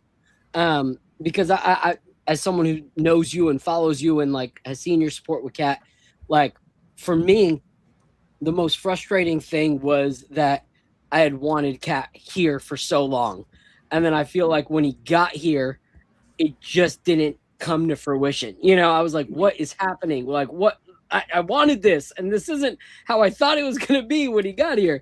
And so to see how a little bit of change, and, you know, one thing I had said at the end of last season was that I felt like our team was capped because Karl Anthony Towns was still going to be played exactly the way Karl Anthony Towns was played in years past under Tom Thibodeau. Like there was nothing different that we were going to see out of Cat. And a good friend of mine, Phil Seeger, huge Minnesota fan, lives out there, has a distillery out there. He was talking early in the season when he was on the show and he was starting to see the changes with Cat. He's like, man, as a player who has loved Cat since he, came into the league and watched him season after season ticket holder, he's like, I'm so excited to see that the player that all of us thought that he could possibly be is actually who he's becoming under Mike Brown. And he was like, because we all thought that there was something else, but he was always coached the exact same way. And he kept hitting a ceiling. And so for me, when he hit that ceiling and had that loss of identity, I was just like, oh man, this is going to be bad. And it actually ended up being the most beautiful thing to see a player go, I'm not who I was anymore. I don't know who I am. And then made a choice to pivot and become exactly who we needed him to be. And so I was talking to Phil today and he's like, bro, I'm so happy for you. Like you're celebrating and you get to do it with the Cat that I always dreamed that I'd be able to watch. So I love it. I love how loyal you were in that whole time when I was like, if he doesn't change, trade him. And Benji's like, shut up, calm down. You know, like that was Benji's talk to everyone, was like, chill the frig out. It's going to happen. And Benji was right. So I love how loyal you were through all of that, man. And you're right. You know, it's like when it dies down, we had, my guy Craig on earlier in his clothing company in my lifetime because he wanted to see a chip in his lifetime. And now all of us have, some of us after a very, very long time. It's like, what does fandom look like next year? I've never gone into a season after experiencing victory, how do you start a season that way? And so, like you said, the draft seems to be okay, even in who we drafted, and we're going to talk about it a little bit later when we talk about the draft stuff, it seems like they're choosing players that can plug and play if certain players don't come back, so that we keep the same kind of skill sets and same kind of talent level to who those players are that might not be able to come back. So I love that. So Benji, what any really dope plans for the summer? Like, when it comes to fandom or just anything that you're like, okay, we won, now this. No, man, I think I'm just like, like everybody else, man. I think like best case scenario, we can keep everybody except for Clarkson. Because I have to think that there's no possible way we can bring every single player back. I think like the CBA is designed that you can't retain everybody. Yep. So we're gonna have to lose somebody, maybe 2 players. So best case, right, we lose Clarkson, because you could say even though Clarkson made this really great transformation, I think Al was talking about it, to becoming this like unselfish team player that we never thought he could be. We could he wasn't pivotal enough that we can't replace him with another like savvy vet that's out there on the market. I don't know who that might be. So I think it's really important that we keep. I think Jose Alvarado is going to be back. I mean, I think that's right. I would be shocked if he somehow is not back with this team. So we retained Diawara, who actually Diawara was a guy that I thought was going to get an offer sheet, because I thought there was going to be one of those nerdy GMs out there that was sitting up in a suite, for like Orlando or Atlanta, and being like, oh, we need to find that Diawara, and I'm going to sign him to an offer sheet. Yeah. So I thought it was something like that, and then that way we couldn't keep him, but that was a great way to kind of keep him in the fold early on, really before free agency gets going. So the Shamet thing is really intriguing, because you're seeing him like on podcasts and stuff and really embrace New York, and I think he loves it here. But I don't really. New York. He loves New York, right? And he's comfortable here. And we also did great by him, right? Like when he separated his shoulder last season, we could have easily, we kept him in the plans, even though his contract was non-guaranteed. So I think he might feel some level of like debt to us, that we like gave him the opportunity. That being said, if another team comes with a really compelling offer, given he's coming off a veteran's minimum the last 2 seasons, I don't see how he can turn it down. So Shaman and Mitch obviously are the biggest wild cards. I mean, I don't know what you guys think about Mark Williams getting a 3-year, $38 million deal from Phoenix, if that somehow sets the market in any way. I know they're different players, but does that mean that Mitch should be more willing to accept something like that, we can pay him like 3 or 4 years, 15, 16 million per, even though he's coming off 15 million per? So yeah, I mean, Mitch would be great to keep, just because I feel like he's more valuable to us than other teams. And then I would say the last priority, in the sense of, because he's under contract, is getting Cat extended so he can hopefully retire Nick. Might be a little early, but 4 years, maybe something like 250 million, takes like a $20 to $25 million discount. And that way, we kind of keep him in the fold and get rid of any like free agency anxiety when his player option comes up the year after this upcoming one. And then next summer we can focus on giving Jalen Brunson anything he wants, and maybe looking at extending Hart and making some other decisions. So I think we're in a great position. We have a GM that, along with Brock Eiler, capologist, and Walt Perrin, these guys seem to have an acute understanding of the salary cap and how everything needs to work. And I don't think there's a stat or way to keep track of this, but the number of trades that we made on draft night is like crazy. There's no way to really understand it. It's almost like not real. So there's some savvy transactions going on behind the scenes, and we ended up seemingly with a couple good draft picks. I think, I don't know, I don't pretend to know much about college basketball or really follow it, but I think Tyler Nickel, as far as what the scouting looks like, he looks like he could be like a Sam Hauser type. So I think we have an amazing foundation, and it's just about kind of trying to keep some of those fringe parts in the mix. And given how Mike Brown coaches this team, we know that you guys were talking about before, but Mo Diawara started 6 games this past season. Kolek started a game. These guys, I think Diawara played 69 games. Kolek played 62 games. So these guys got an opportunity throughout the season. And even though they weren't there really, or in the rotation when we were making our playoff run and championship run, they still were an integral part of the journey, because their ability to be involved and be a part of the team on the road to the playoffs, like, inevitably it kept our players fresher. It kept our team closer, as opposed to like Tibbs, where you know, you have like a DeLon Wright or you know, Shaman even in some cases, basically like not at all playing. And so when it came time for those guys' number to be called in the playoffs, they were a little rustier. The team didn't feel as much together, but this was just the consummate team on every level, not only on the court, off the court. You see how close they are. You got Tyler Kolek dancing on the float at the championship parade. Yeah. I did my best. I did my best to try to make it to the parade, guys. I was there, but I could not get anywhere. But I'm just proud of this team, and it's just amazing how everybody walks around New York now, like with a certain swagger, and like we're the standard, man. I keep saying that we're the standard. So I love it, and I agree. You know, like I think that there's enough trust in our front office to know whatever changes have to be made will be made, and that it's not going to affect, you know, much. You know, Stephen Bondi did talk about how it looks like Mitch is not going to resign. I'm not going to take it as, you know, gospel truth until I see it from, you know, Ian Begley himself.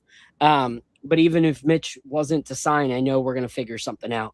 And same with Deuce. You know, like Deuce is probably not here for the long term, so that's money that can be moved. And we have options. You know, it's fun to actually be in a season where we say we have options. We won a championship and we have options. Those words never really came out of my mouth. And we can say that we won a championship. Well, Randall comes to play in Brooklyn. You know, like it all comes back for us in the end. But Benji, I appreciate you so much, man. We will be talking draft a little bit later. If you decide you do want to come back up and talk draft, platforms open to you, same link. But let everyone know where they can find and support you. Thanks, man. Thanks again, Phil. I'm at Benji Kleiner, BenJyKleiner. I've been to 125 of the last 148 home games. I was at 43 of 49 this past season. The only game I missed was Game 3 of the NBA Finals in the playoffs because, you know, I had to. Benji's got to eat, and I knew I was going to be at Game 4, and I knew I was going to be at Game 6 if there was one. There wasn't one. My brother was waiting in LA for Game 6. There wasn't one, but yeah, man, check me out on Instagram and Twitter. I'll be walking. Phil, we're going to line it up for next season again. Heck yeah. Come find me in section 105, row 17, seats 11 and 12. You know where to find me with a double can of Stella. Pre-game official beer, the championship New York Knickerbockers. So Benji, are you the reason why we didn't win Game 3?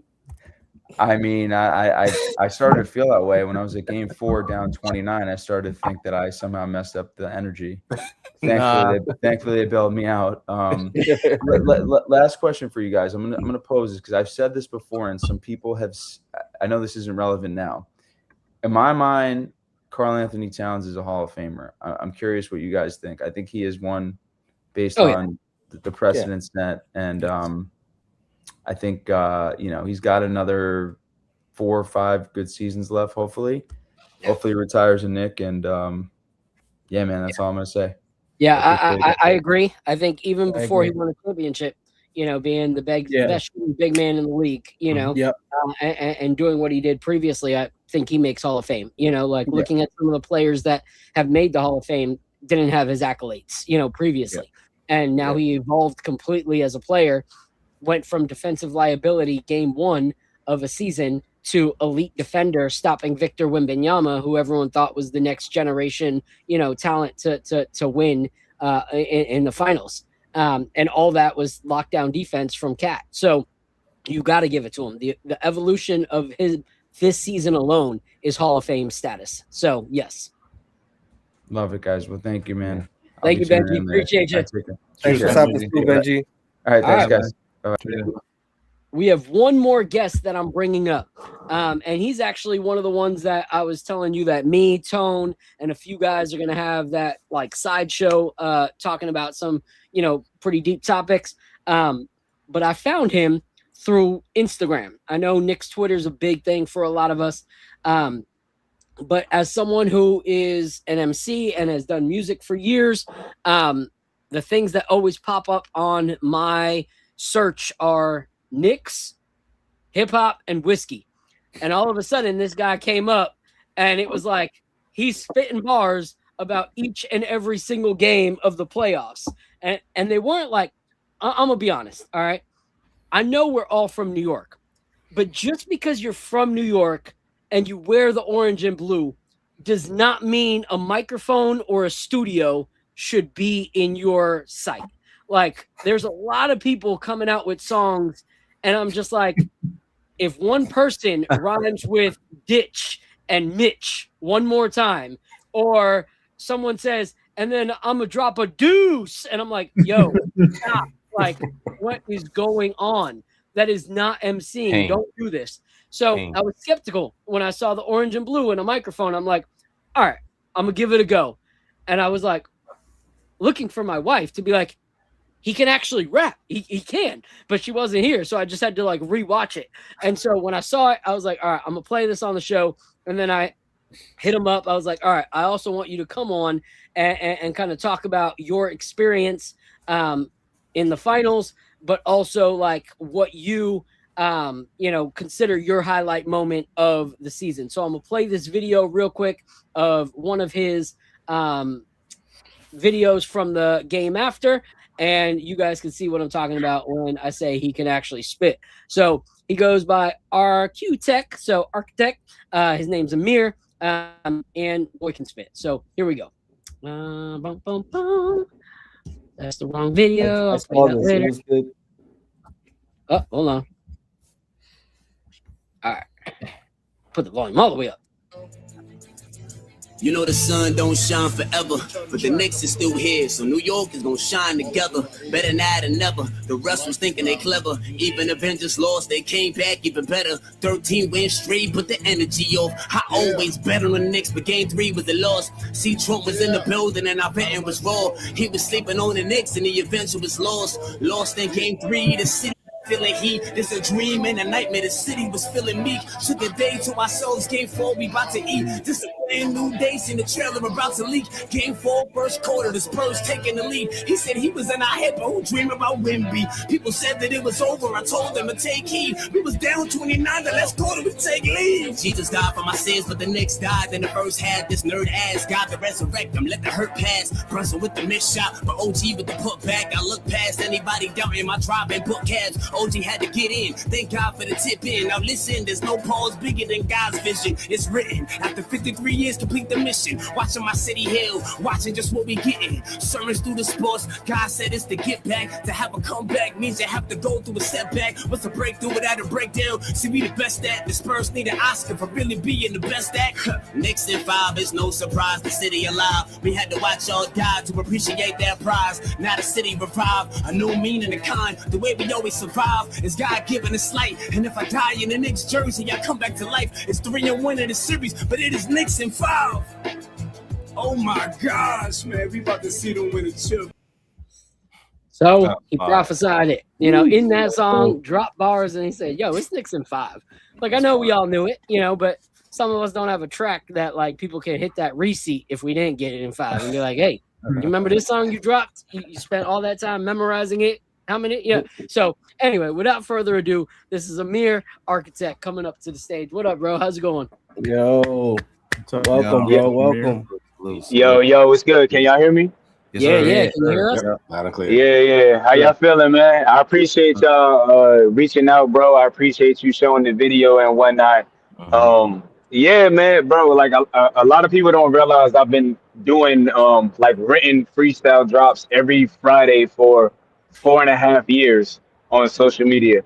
And it's like, like whatever my mood is in that moment is what I want to talk about. So all playoffs, like I'm just talking about the Knicks, and it's almost like a time capsule of like where I was at in the moment during certain games and whatnot.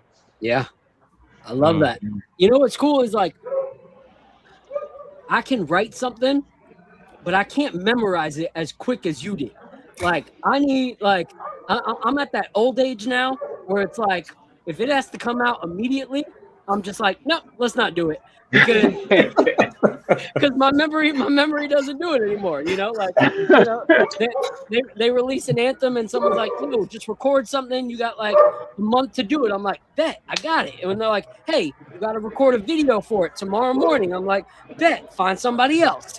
So I applaud you for being able to not only write, record, but also get it out immediately, because that was crazy turnaround. Bro, I'm gonna tell you the secret, bro, is you keep it short. So like the freestyles are only like a minute and a half, and so it's like whenever I'm writing it, like even tonight, I gotta drop one tomorrow that I gotta finish writing tonight for like a good hour or two. I'm just going over that verse, and so it's like I don't need to remember everything for the rest of my life. I just need to remember it for at least 2 minutes so I can lock in and get that recorded. That makes sense. Like I've for been me, there. I was a recording artist for a while, so it was like I had to memorize every single song for like, okay, Yeah. how long am I going to perform this?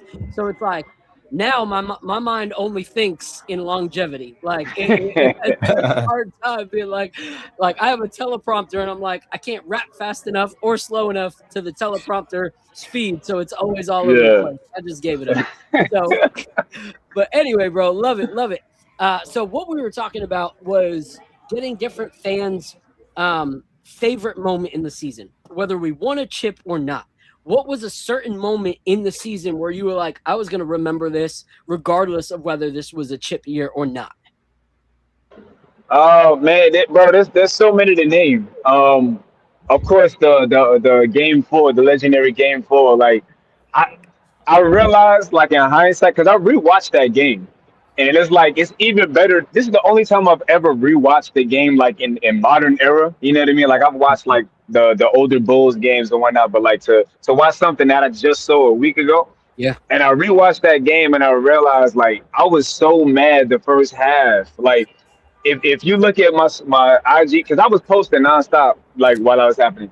My IG stories, I was pissed. I was like, "Yo, what are we doing here, bro? Like, if we gonna take an L, we not supposed to take it like this, bro. Like, I remember just getting so upset. But then somewhere around the halftime when we started to come back, it's like, nah, I'm still not giving up.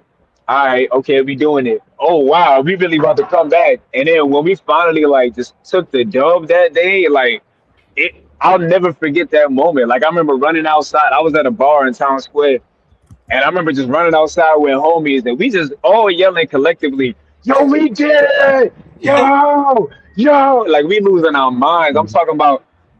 I'm hugging people I've never met in my life. Yep. You know what I mean? Like I told the story where on my social media that on my way home that day, I run into like these two like older white gentlemen, and they got Knicks jerseys on. I got a Knicks jersey on.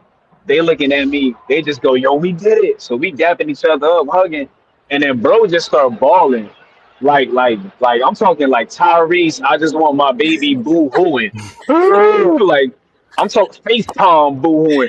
Baby mama balling.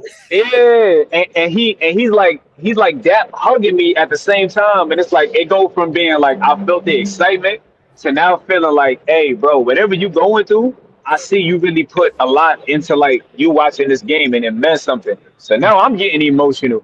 I saw, yo, word is bond, bro. I ain't never had that happen to me. Like I'm born and raised in New York, from Harlem, New York. I've never just randomly hugged a stranger and cried before in my life. That's crazy. Only, Right. only the mighty Knicks can have me do that. That's crazy. Word. You know what's crazy, Word. man? Is we all know that fourth quarter feeling. Like whether you're in New York, whether you're here, wherever you're living now, if you're a Knicks fan and you watch that game, you know that moment. So like me and Al were hosting a watch party, and the watch party was quiet. Like you could hear a pin drop. Like it was just eerie, like very horror movie type quiet. Like everyone's just looking at each other, like with each shot, like, dang, bro. And something happened. Me and my wife and my kids, we end up leaving. We go home, and we get home, right when the third quarter's starting. And I'm just feeling like, frick, man, the night hasn't gone the way I wanted. This game hasn't gone the way I wanted. And my boys were like, Dad, stop. Like, we could still do this. And I'm like, yo, my 8-year-old and my 5-year-old are like speaking life into me. Like, this is crazy, and they were like, Dad, you always said that if we can get it to 15, the Knicks won't lose if we're in, less in 15 or less going into the fourth. And they were like, just watch, it's going to get less than 15. And I just want to be like, boys, just go to bed. It's late, like, let's just call it a day. But I'm like, all right, we're watching it. And all of a sudden, thing after thing starts to change. And we're under 15 going into the fourth. And my boys looked at me. They were like, under 15. I was like, yo, this is crazy. So like those moments like will stick with all of us forever. So I agree with you there. So many people was that the bar was at. So many people was feeling dreary. I saw like some of the homies I was with was like, yo, let me just close out now so I could leave. And I'm like, nah, bro. And specifically, I remembered. I think it was when we were going up against Cleveland. I think it was, or I think it was Cleveland when we was down by like 20 as well. Yeah. Yep. I remember like that game. I was telling people, I was like, "Yo, don't doubt the Knicks." And my homeboy, he brought some girl, I guess he was talking to, and she's just in hater mode. Because she was no, none. It might have been the Philly one. I can't remember. Either the Philly or the Cavs one. But Shorty was just like, nah, y'all about to lose, y'all bums, da da da. And I'm losing my mind because I'm like, Shorty, why are you in the city? If you not from here, you said. If you hating on New York like this, you don't gotta be here. You don't gotta be in my ear. Go talk to my homeboy, like you his lady. Not the right time to be here with all that. Yeah. But I told them, I said, yo, watch my Knicks come back. And I'm looking even the bartender was like, I don't know about that, honey. And then when we came back, when I say I was bragging at everybody's face, and so now fast forward to that legendary game 4 when it was dreary and everyone was like, "Yo, I'm gonna close out." I'm looking at the same homies who was with me, and I'm like, "Bro, y'all remember before? I'm telling y'all, don't count them out for a quarter." And they came back, and we saw magic. That for a lot of people I've spoke to, they said like in person, like live, that's one of the greatest games I've ever witnessed. You know what I mean? Like it almost because I was a kid back when like the Jordan. I'm 37 now. I was a kid when like the Jordan era was like really popping. You know what I mean? So like I remember watching them games, but I don't have like a vivid memory of it.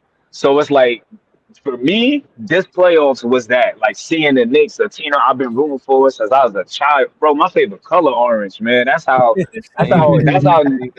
York Knick I am, bro. Like I always joked around and said, yo, the Lord can't call me home until I see a Knicks championship. Bro. And all my friends would be like, hey, bro, you trying to live forever? Nah, I knew it was going to happen. That's what it was, bro. Y'all don't see. Look. You gotta have faith. I love that it's not just me because my wife would make fun of me at first when we first got together because I'd always be like, if it was a Knicks game, we'd be praying over dinner and I'd be like, and Lord, let the Knicks get a W, and they'd be like, you putting that in your prayer? I'm like, hey, nah, bro. Give the Lord all the desires of your heart. That's the desire of my heart. yo, one of the funniest things that happened, like ever since once we came back from that game 4, everyone like that I knew, we were, how like when you dap each other up and y'all going home or something, you be like, all right, bro, 1, yo, safety. We wasn't saying that. We was dapping each other up like, all right, bro, Knicks and foul. Like that became I went to somebody's church and they said that. They said in Jesus' precious name, Knicks and 5. I said, I don't know. I don't know about that one, but hey, I'm totally for it, bro. I'm totally for it. I love it. All right, so you just dropped the project of your freestyles, right? Yeah. Okay, so everyone can go check that out. What else can people look for from you right now? Well, it's so crazy. Since the pandemic, I've kind of started a series just about like mental health. You know what I mean? Like I somehow, I guess going through certain mental health things allowed me to be more aware of my personal mental health. And so it's like I developed a series from that. The first one was the EP called Depression is Real. Then I dropped a following up EP called Happiness is Real. And then the current project that I'm working on is going to be an album called Healing is Real. And just, it just speaks on healing. Thank you. And I've been working on that for a while, mainly because, I ain't gonna hold you. Life been life. There's a lot of things even like now I still gotta take care of and whatnot. But something always told me that God was telling me, hey, the album not done yet because you have to witness more things and experience more things that you have to speak on. And you know, like as an artist, they can get annoying. It's like, man, I'm trying to drop this project. I'm ready to work on the next stuff. Da da da, boom boom boom.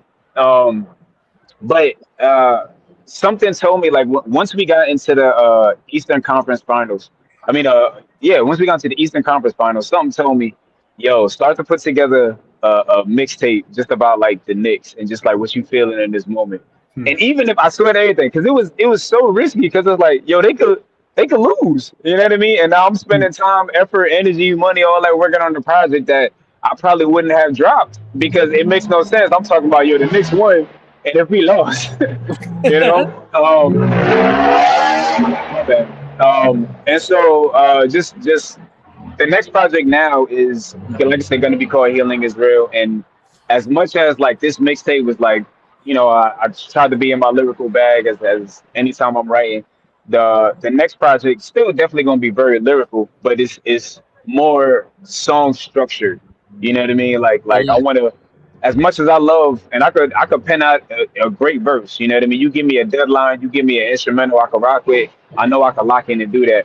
But I do want to make just like good music that still is true to who I am as an artist and a creative. And all the time, my message is like to help people. You know what I mean? Like I ain't trying to. I ain't never shot nobody. I ain't never done none of that. So like, I'm not gonna speak on that. I was that nice young man who walked an elderly woman across the street if she needed help. If I went to the deli and let's say I owed $2, I'd be like, all right, I'm gonna be right back. I'm gonna go pay that $2 just because how my parents raised me, and Yeah. my faith is a big part of that. So to love be able to combine who I am and infuse the Knicks in that felt great. But because it is a mixtape, that's why like it's not on streaming and whatnot. But Yeah. the next album will be, and I'm super excited for that. I love it. Well, I'm looking Dope. forward to me, you, Tone, and a few others chopping it up about Knicks fandom and faith in the next few weeks. So I'll be reaching I'm out with to it, man. you. But I appreciate you, Amir. Seriously, keep killing it, bro. Thank you so much. And let's look Thank you, forward to man. it, bro. Yo, nice Thank you meeting you, so man. much, man. Nice to Yo, meet you, my pleasure, brother. pleasure, man. Y'all, I would love if y'all all could support the project. Not only just like stream it, but I think it's up there for like 5. It really do go a long way. Y'all know how it is as independent artists. Yep. You gotta spend money to make money. You feel what I'm Yes, sir. saying? So I I just appreciate posted the link y'all. for everybody to support and follow. Thank y'all so much, man. I You're welcome. appreciate y'all, yo. Hey, we Have a still good night. saying the Knicks in 5. You heard? Knicks and Five. Knicks at 5. Exactly. I love it. All right, shout out to Amir, architect. That was great to have him up here. All right, guys, what are your thoughts on this dovetail? Oh, I gotta sip it again. I can't taste nothing, man. I can't taste Oh, nothing. no. Wow. Save it, Al. Bad, Save bro. Save it. I save it. tried. I did. tried. So I I got did the, write I a got the note nose down. palate. That was it. I did write a note down. I do have like it's either like a almond or macadamia I'm getting out of it. It's kind of like a more macadamia in a way. For some reason I'm getting like a macadamia nut kind of tasting it. All right. Mm-hmm. Well, I know you can't taste anything, Al. What do you think of the pour that you got? Tone? Yeah, no, it's pretty good. Yeah, I was. It's so. I know the naughty word here is smooth, so I kind of learned that early on. But I would say that it hits. So if you don't mind, I just want to share here the proof. So it's 125.42 proof. So it's a heavy hitter. It's beefy. Yeah, big time. And 62.71% alcohol by volume. Yeah. So Tone. Yeah, go ahead. Yes. How familiar are you with drinking whiskey? Not overly. I try to learn from you guys by watching the show, honestly. All right. So I want you to take another pour. Okay. But Yes. completely take a big breath before you do. Okay. And exhale completely, like no air in your lungs whatsoever. This is something that like I've experienced, and my guy Shane always teaches this when he does like whiskey tastings as well. And you got to get all the air completely out of your lungs to help with that burn. Like you're going to get the flavors and not the burn if you completely exhale all the air from your system before you take a sip. So do that and let me know if you see any difference. Yeah, and it takes a bit to adjust to something like you're looking at something that's 125. It's still a higher proof. Yeah. Like So the first sip is always going to burn, and then your palate adjusts. And your palate, I mean, in the sense that like your palate is a muscle, like technically you can train your palate like physically to get stronger, but then the palate is also a muscle for tasting. So if I always say it's like if you're sitting at home, and if you're cooking dinner, for example, and you're making, I don't know, pasta with like fresh herbs or like oregano or basil, and like sometimes like you just have to take time and just like taste the herb or taste ingredients or dried ingredients, and that's what helped me really understand tasting notes and appreciating whiskey more than I ever have, is when like you sit and you taste things that are in your cupboard that you wouldn't necessarily try on its own. Like some time or something like that. Yeah, so just take a little dab of little things here and there, and then you figure it out, and then you're like, oh wait, that reminds me of XYZ or something like that. But Bill is right. You gotta let everything out of the system, and then it takes it.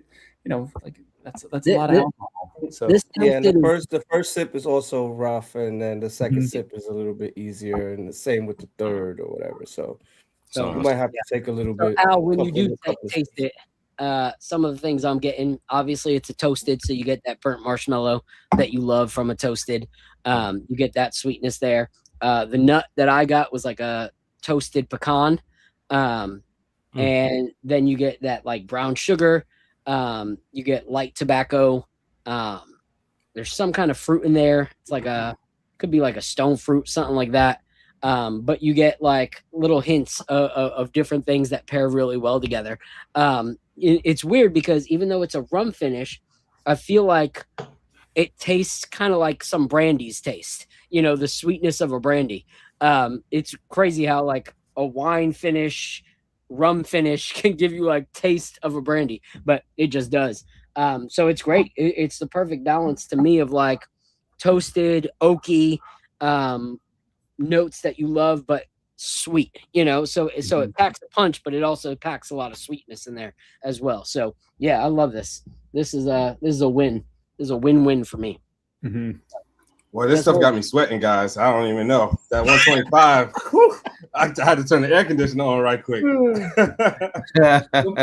be shy to proof it down. Add a little water in there. You get a little add a drop of water. Yes, that's the key. All right. So do people really do that? Yeah. You could add a drop of water. Yeah, and it changes the flavor profile by doing that.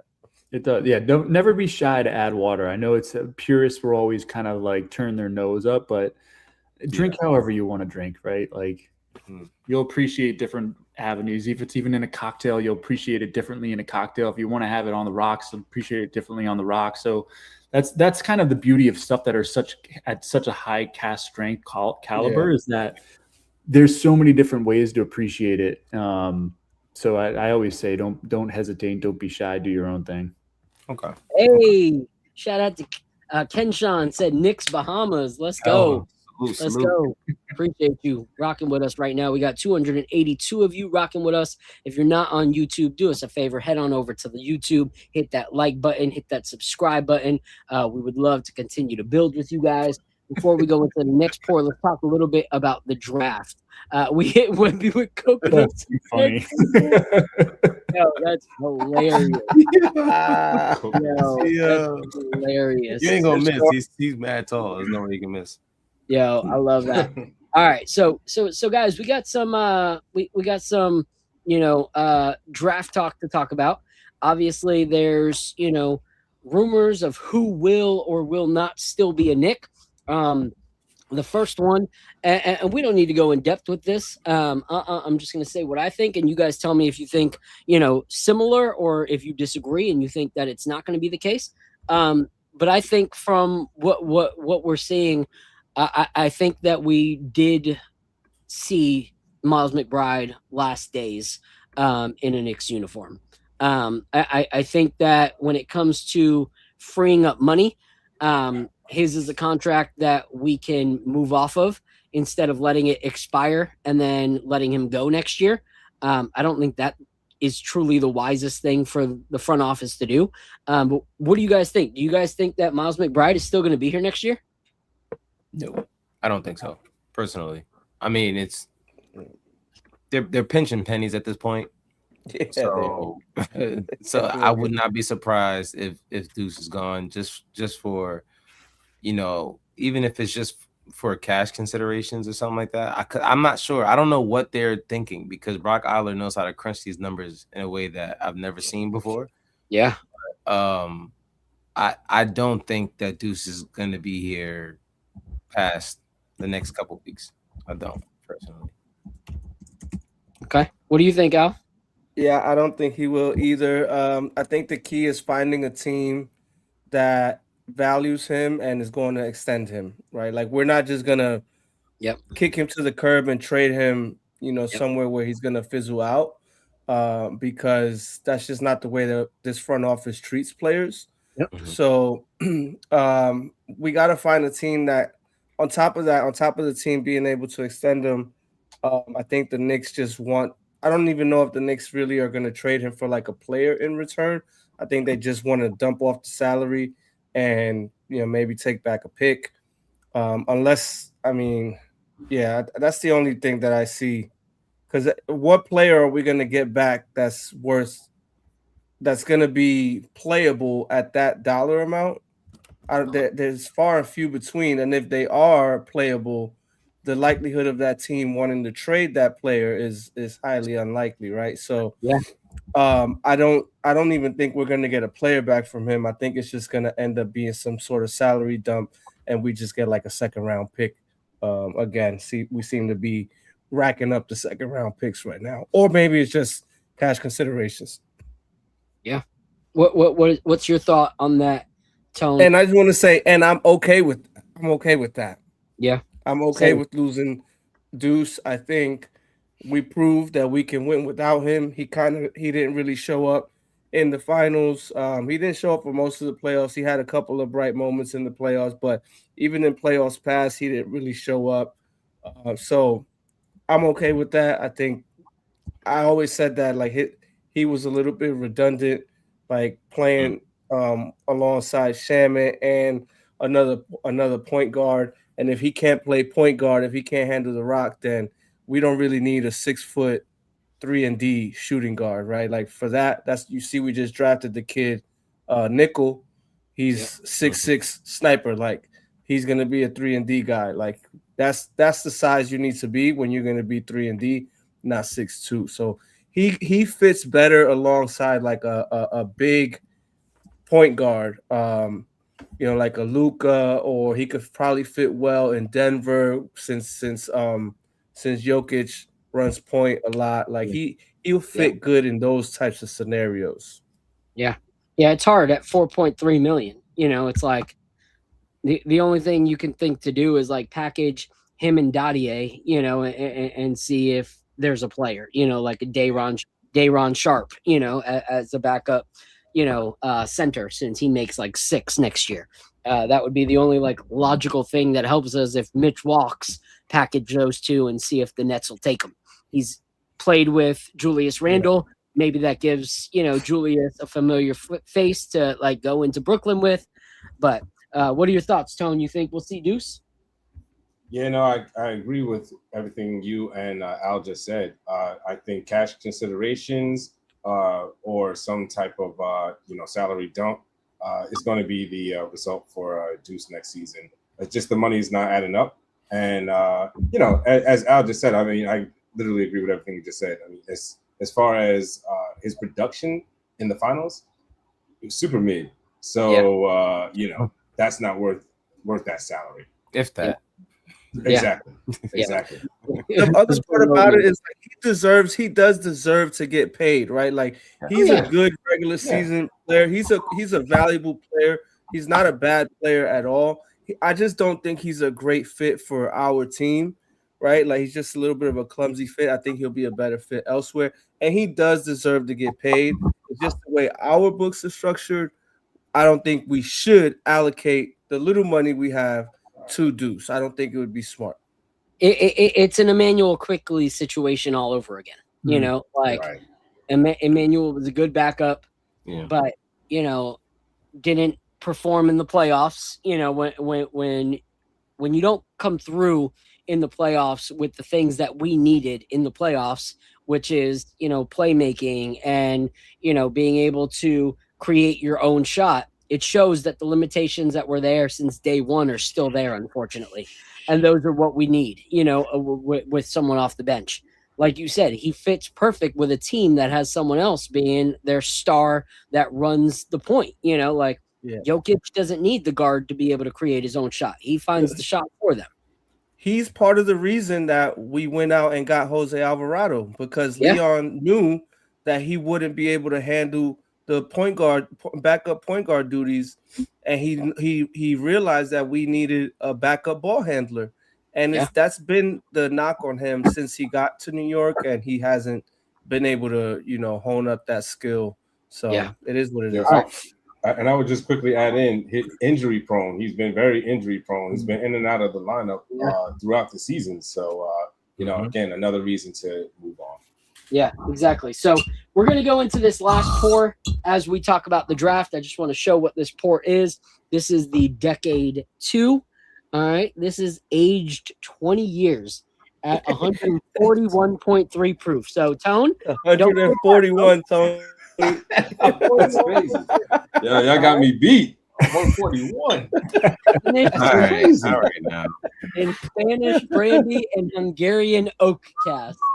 So, I love things that are finished in Hungarian oak. I don't know why, but whatever flavor profile that produces, I like it. It's the perfect wood. I mean, you're on with that, Al. It's like if American oak had a baby with European oak and just blended together, and it has all the best traits out of both of those styles of wood. But to kind of back up the decade, so this is the second, and you guys are I think you guys are literally the first people to get these. I don't even have my sample bottle. I get mine on Monday, so I think you're like legitimately. Mine looks like this. Yeah, it's better than what I have, so I don't have anything.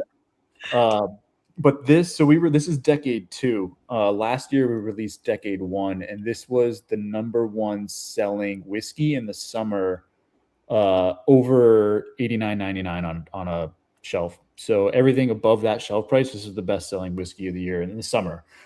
So we re-released it. So Tony, it's called a hazmat. So anything over 140 proof, you can't bring on an airplane because it's so highly flammable. So no way. You can't bring anything hazmat oriented onto an airplane, and that includes 140 proof whiskey or any spirit 140 proof. And we're about to drink this right now.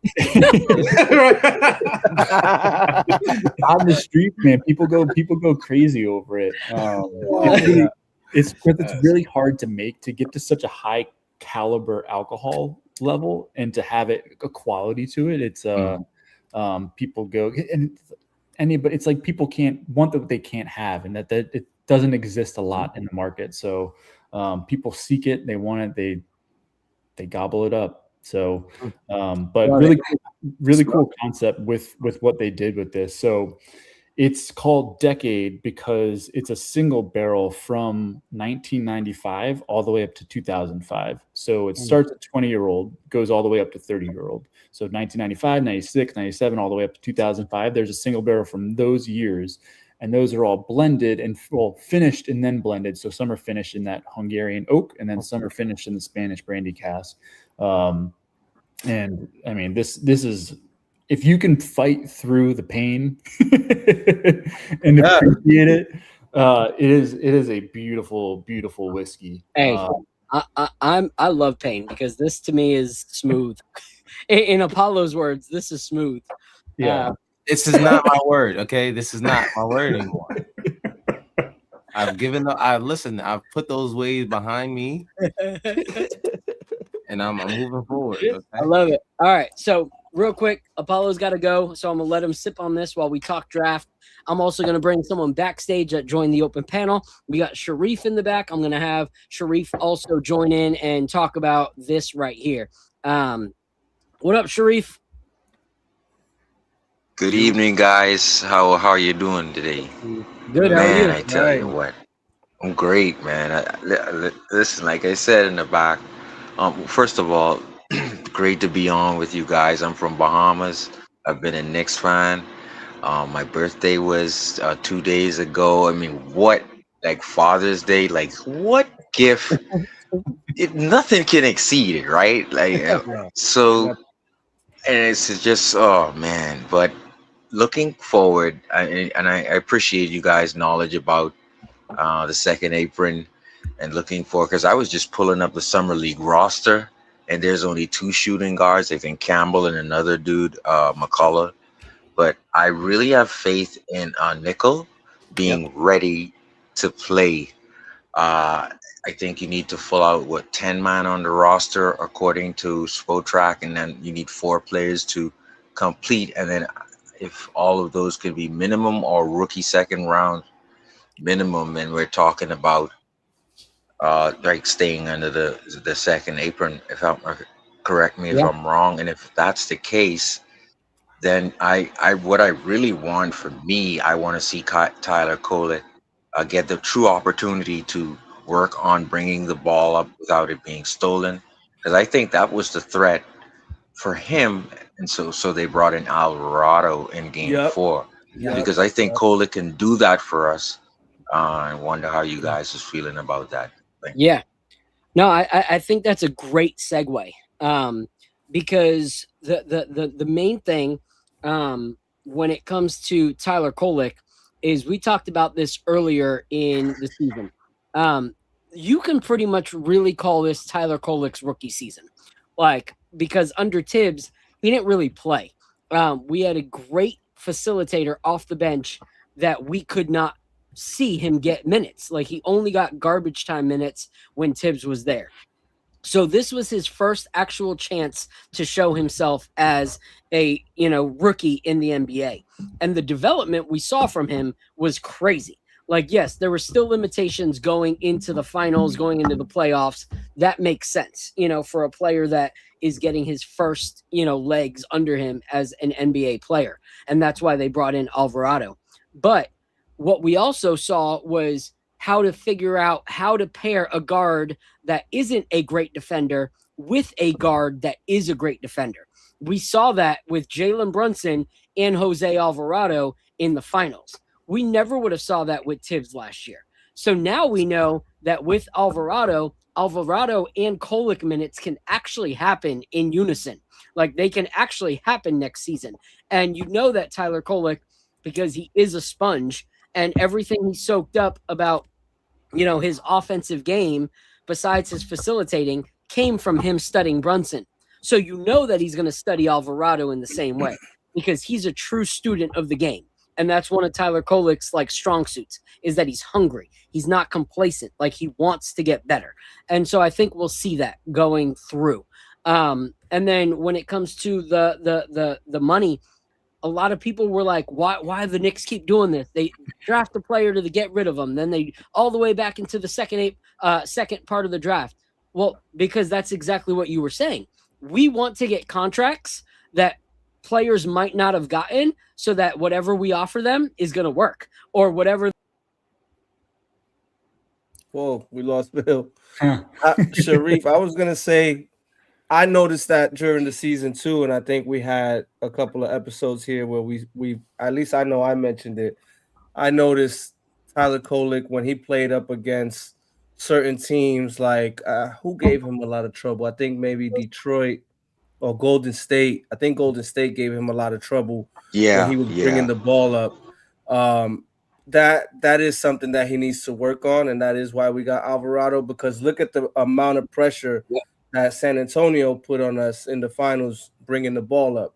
Yep. And that was one of the concerns with Tyler Kolek. So he definitely needs to work on that this summer. But I do think I feel better about him, going into this summer than last summer. Last summer, I didn't think I was worried that he might not even be an NBA player. But now I do think that he is an NBA player. I think he showed a little bit more on the defensive end this year as well, which was a big concern. I think his shooting got a lot better this year. His little floaters and all that kind of stuff, and finishing at the rim also got a lot better. That could continue to improve too. That's another area that he needs to continue to improve in. But I do think we'll see a lot of minutes from Tyler this upcoming season.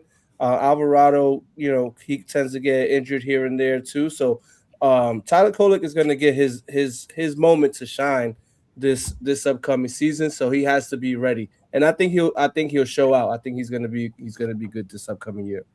Yeah, yeah. And so what I was saying about the draft though is like the contracts that we got, they don't hurt us financially. Like with the players that we're trying to keep, like Alvarado and possibly Shamit or Clarkson, or if Mitch is willing to take at least a little bit of a cut, we still need every penny that we can get. So some of those drafts that we actually had at the end of the first round would have pushed our cap, and we wouldn't have been able to like finagle the little pennies here and there.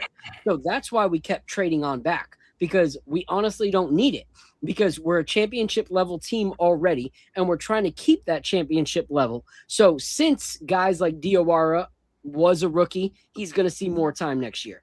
Tyler Kolek was technically a rookie this year, so he's going to see more time next year. So we're trying to keep what we have going, not build for the future. So there was no need to stay closer up in the draft. But the guy I want to talk about before I throw it to Apollo before he has to go is this guy right here, because I think to me, this was our best draft pick last night. And we'll start winding down after we talk about this guy. But I feel like the Tyler Nickel signing was genius. Like, this guy is an absolute sharpshooter. And when we're talking about Tyler Kolek, this is the kind of guy you want to see minutes with Tyler Kolek, because when you watch his highlights that we're about to show, you see that people always find him the rock at the right time. So he's a 6'8" forward, and he finished his career with Vanderbilt, and he averaged 13.5 points per game as a senior, 40% from three. That's crazy. Like, that's the kind of thing that we want. And he's 6'7". So I know there's still speculation on whether or not Landry Shamit's going to come back. But when you look at this player play, his game is very similar to Shamit's offensively, but a lot more elite defensively. And he's 2 inches taller than Shamit. So if we lose Shamit because of money, this is a possible plug and play kind of player. So let's watch this highlight real quick. And I'm going to do no volume so we don't get flagged. Actually, I don't care. This is Nickel. This is Nickel, right? It's Nickel. Yeah, the dude's a sniper, bro. He's a sniper. Look at like his defensive highlights, block after block after block in the paint. And so I feel like he could be a really good plug and play. And this is the last picture I'll show. And then we'll talk about what we think of that draft signing. But I saw this and I completely agree.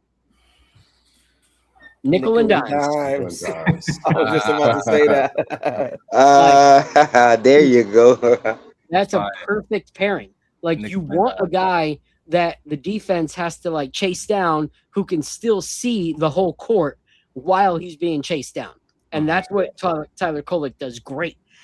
So anytime that he catches a double, Nickel's going to be open. So I'm looking forward to it. What are you guys' thoughts on the draft? And then we'll end with the tasting notes on this and call it a night so everyone can go to sleep. I'll jump in on the draft. I think, I think it was clear we didn't want to allocate any first round money to the books. Yep. So the cap gymnastics that we did to get out of the first round, but also add second round picks and cash amazing. Considerations. Yeah, like I think we did a great job, doing maneuvering through those things, and then actually getting a couple good players. Like, I think the kid from Germany, he looks pretty good. He's a 20-year-old kid, so he can still develop, but he has like all the tools. He has all the tools that you need. He's 6'4", almost 6'5". He has bounce. He has range. The only thing is like when I see him shoot, he looks like he's shooting some bad shots and he's leaning a lot when he shoots. So he probably needs to work on that a little bit. But he's a young kid; those things are easy to fix. His form isn't broken or anything like that. He has good handle. He can pass the rock. So I think he looks like he could be a contributor, man, in a few years. And maybe picking that guy, I don't know, maybe that lights a fire under Tyler Kolek too for this season. So that could be good for us too. But I think we did a great job. We got some extra picks. Remember, we lost so many picks because of the Mikel trade. So now we're trying to get some picks back in our pocket, right? So I think they've been doing a little bit of damage control with that. And look, we've been doing a good job of finding talent in the second round. And the second round picks are valuable because, if you strike out on them, there's no damage to your books. But if you strike out on the first round pick, they're on your books. So you're kind of stuck with them. So, and if you hit a home run with the second round pick, then, you could sign them for the low and you got somebody like, producing more than what their contract is worth. So I like the approach that we've been taking with the second round. And I think you're going to see more teams start to focus on second round like we have been. So I think we did a great job. I give us a solid B plus A minus. I like what we did. No, I think that's great. Like I haven't seen any of like Jack's defensive capabilities or limitations in any of the videos that I've watched. But he's 20 years old, and one thing he said was like, I'm eager to learn. Jalen Brunson. Is Phil there? Jalen Brunson, came from, the second round. I'm coming from the second round. What can I learn from him? What can I, gain as someone who loves to compete and loves to win and loves to, fight, and that's what we want. He'll probably spend most of his time in Westchester, and that's fine. Yeah. But it gives us possibilities for the future. He said he doesn't want to go back to Germany. He wants to play here. He wants to learn, the Knicks way of playing basketball. And so that's always great. You never want to draft somebody that's like, I want to play right now. Like if that late in the draft, you're like, slow down, Chachi. You were in the second round for a reason. Like, calm down. So I think they both have. I want to ask. Yeah. I want to ask the panel, because let's say we're moving forward, right? We've evaded the second apron. Now we have to me, I think Josh Hart can give you more in finishing to bring up his points per game. Now, if we go the way we're going, which is fill out the roster with potential rookies who are ready to play now or two-way guys who are ready to play now, then you have to ask Anunoby to give you at least 3 more points per game. You're going to have to ask Josh to finish more at the rim instead of being a facilitator. So basically, you're going to have to ask the starting 5. You're going to have to ask them to get more. And our bench is probably going to be, instead of having 9 to 11, our bench is probably going to be 8 to 9 guys who you can rely on for 82 games. What are you guys' thoughts on that? I think this, you're gonna see these guys hit another gear this upcoming regular season. I think the amount of chemistry that they developed during this playoff run, I think everyone knows their role now and is ready to execute their role to the 10th degree. So like I think you can see another 3 points per game from OG Anunoby. I think you can. Right. You're probably gonna see a better regular season from, right, because it ain't no Mitch, no Mikel Shamet. Right, it's no Shamet, no Mitch. It's no. I think McBride would stay because of his contract. But if you think about Mitch and Shamet going, I think these guys are gonna take another step this upcoming season. Yeah, you gotta have to. Here's the thing. Here's what I'd say. I think they will, but even if they don't, I don't think that we're going to be in a deficit. And the reason I say that is Diawara now has his feet under him. And you saw what he was able to do, still learning how to, be an NBA player.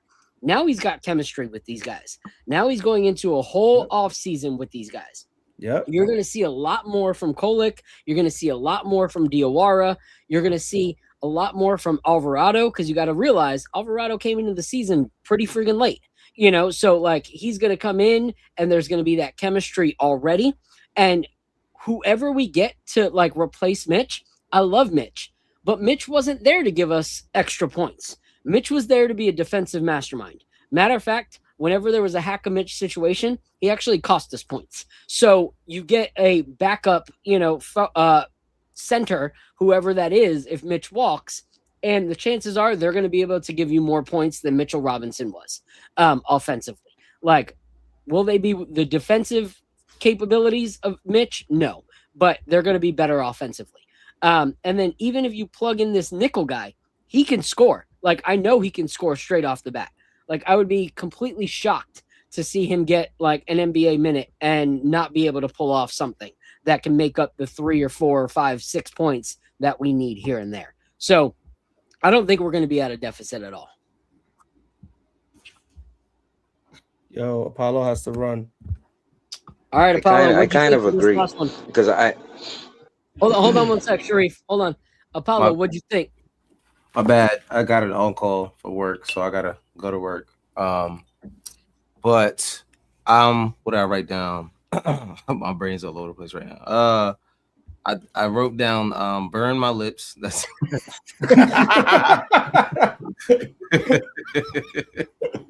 That was the best tasting note I've ever heard. That was, I kid you not, right here. I burn my lips. But then after the second and third tasting, because I had to wait for it to stop burning me, I was getting like dark brown sugar-ish kind of tasting notes. Of course, I still got that dark chocolate. I don't know what it is. I don't know if it's me or something like that, but I keep the dark chocolates. You know what I mean? So I keep getting that dark chocolate note, but I'm getting more of like a dark brown sugar kind of taste to it as well. But that's it. After the burn, it faded away. It's actually not as bad as I thought it was gonna be for a Yeah, I didn't think the burn was that bad. I think it probably drank similar to the dovetail toasted in terms of burn. Mm-hmm. Yeah, my lips burned. Yeah, I don't know what it was. Maybe I don't know. Maybe your lips are chapped. Maybe my lips are chapped. Yeah. Oh man. But fellas, all right. Be safe, Apollo. Yeah, Apollo. Be well, bro. Brett, thank you, man. Tony. Good to see you again, brother. All right, man. Take care. All right, man. Phil, Later, bro. I love you, bro. I'll see you Love guys. you, bro. Be safe. This pour was delicious. I love. To me, this doesn't even drink like a hazmat. I've had some hazmats that I'm just like, man. All right, I feel like if I can say I can tell it's a hazmat, it's going to be hard to share with somebody else. This, to me, I don't feel like it drinks like a hazmat. If you told me this was like 120, I would believe it. Like, I feel like, it's got the spice is definitely there. But you also get, different things, you get, like I'm getting some like brandied cherries. I'm getting vanilla, some raisin. So like you get the oak for sure. That's definitely there. But yeah, he was talking about chocolate and he loves when he finds chocolate notes, but there is like hints of like cocoa powder, in this as well. I think it's absolutely delicious. I think this is an absolute banger by you guys. Yeah, my palate is all messed up, but I definitely could taste the brandy influence in it. Yeah. It's good for you, right? I think when you're sick, you make a little hot toddy out of it. Let me have a I love it. All right, Tone, I'm gonna let you talk about what you think about the draft, and then we'll let everybody know where to follow everybody. Yeah, absolutely. I'll keep it quick. So basically, long story short, financial responsibility is the word that comes to mind when I think about what the Knicks did during this draft. As you all just previously talked about, the books, we can only keep so many guys. And based on the piece that they picked, I haven't had an opportunity to take a look at Nichols yet. However, just seeing the video that you saw and hearing a couple of things here and there, they're preparing for the future. So, and that's the second part. So financial responsibility and also simultaneously preparing for the future. Even though we moved back, we retained a number of second round picks. That's still infrastructure for the future. So that's my takeaway. I love it. I love it. All right, guys. So I'm gonna play a video in a second, but Tone, let everyone know where they can follow and support you. Oh yes, absolutely. At Tony Tone 5 on Instagram, and then Tony Tone's Real Talk on Facebook. Check me out, y'all. Also, please check out this link. I'm linked on my page. There's a article by Lee Escobedo. He did a writing on myself. And if you would like to know a little bit more about me and how I came into content creation, please click the link on my page, that article by Lee Escobedo. Please also subscribe to his Substack. That's my little plug for Lee. Yes, I love it. I love it. All right, so thank you to the 305 of us that are still of you that are still rocking with us right now. Sharif, where can everybody find and support you, including myself? Well, I'm not a content creator. I love the Knicks.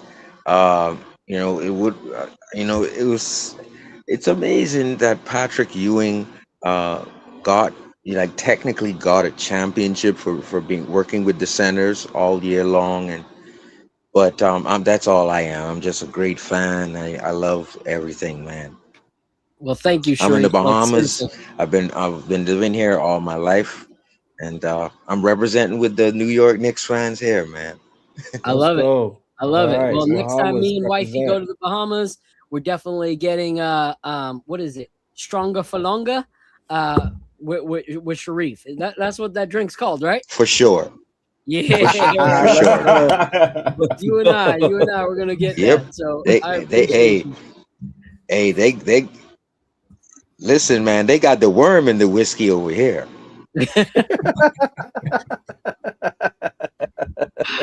Oh man. Well, we're gonna hang out, Sharif, when I get out there. Do me a favor.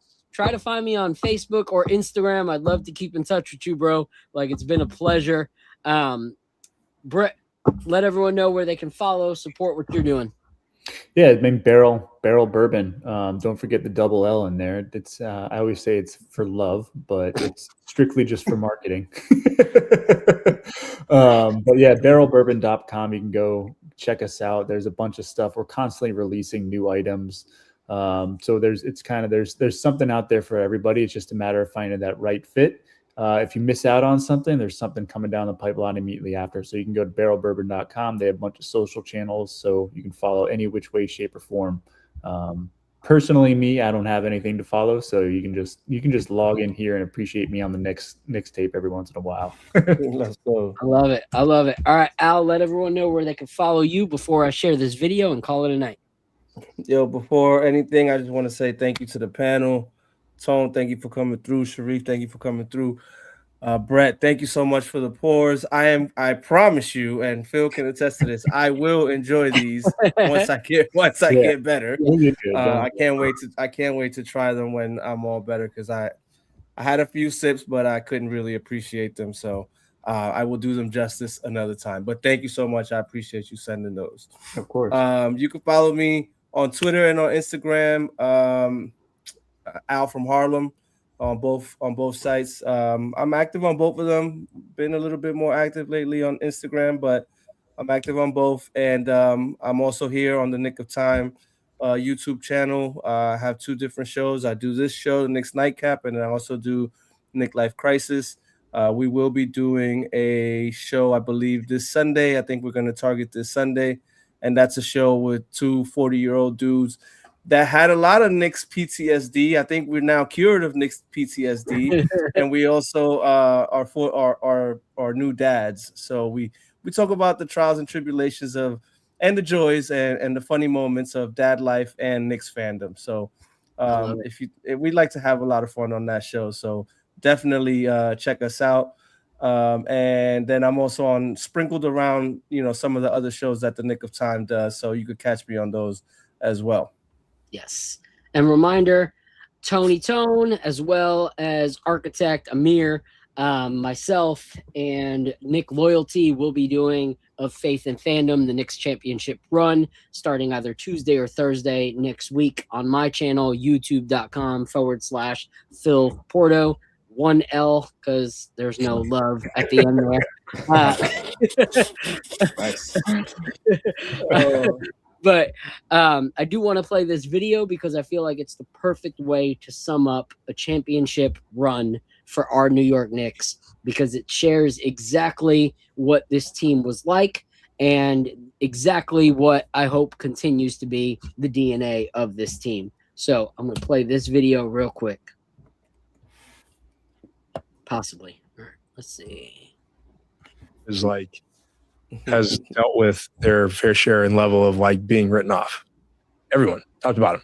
I think what I was so proud of this year to the nth degree, and like Kel, we all saw him in tears moving, like what he had to like endure this year, the last couple of years, the scrutiny, the he's not worth it, X, Y, and Z, like, and he showed up when we needed him in the best, in the most tremendous ways. Like, so seeing that, like knowing what he's been through, that's just one guy. Jalen, obviously, he's not a 1A and the whole thing. And you can go down the line, like everyone, like Cat's not good enough to be our second option on a championship team. And Josh is Josh and like everyone, you know? And so I think to add to your point, it's like, there's that level of it too. Like, okay, like that wasn't new to us, basically. The media, that what you're saying to me, you think you're better than me. Like you guys think that this was all you and we have nothing to do with it and we're not good enough. And yeah, like, all right. Like we've been hearing that all year and for our whole lives, you know? So I think that was what was like really, really cool about how we did it, how every game really we dug ourselves in the hole. Every game it was like each game was a written testimony of our whole like life progression to get to that point. Everybody in our group. I love the fact that our team is full of fighters. I love the fact that New York has continued to stick by its team, and we continue to, you know, overcome. And so to anyone that's watching, I don't know what your life is like. I don't know what you're going through, but I feel like that was a great way to end the season and the episode, is that regardless of what people say, you can overcome it. Like you don't have to be what other people, you know, talk to you or perceive you to be. Like you can rewrite that story. So I love that, you know, interview by Shamit. I love the fact that Mikhail is able to say, hey, I was worth those picks. I love that Karl Anthony Towns was to say, you wanted to trade me, yet you wouldn't have won the finals without me. Jalen Brunson having to say, I don't need to talk about the people that didn't believe in me because I'm celebrating now. I think it's a beautiful story, and I'm glad that we all got to enjoy this together on this season of the Knicks Nightcap. It's been one of those crazy roller coasters throughout the season, but it's allowed me and my guy Apollo to continue to build, me to really just like get to know and build like this crazy ridiculous friendship with Al and his family, which I absolutely freaking love. Meet guys like Tone and be able to say, holy crap, this guy's got something and we're going to see it continue to develop. And meet guys like Brett that not only know whiskey, but he's got the right hat on. And, you know, so there's the extra L for that, there's the extra L for you. That love is there. So thank you to the 315 of you that are still rocking with us tonight at 10:35 in the evening. We hope you guys have a great night. If you drank, please do us a favor, drink responsibly. And until next time, next season, God bless, and let's go Knicks. Knicks in 27. All right. Yes, peace. Okay. This is the moment we waited for. Everything you want is right here. We gon' give them what they came for. We gon' take it up from last year. Shoot 'em a shot, boy, I'm long range. Me and the team on the same thing. Stayed down, never switched up. Only thing changed was the game. I'm in the zone now. Nothing can change what we on now. When I pull up, no, it's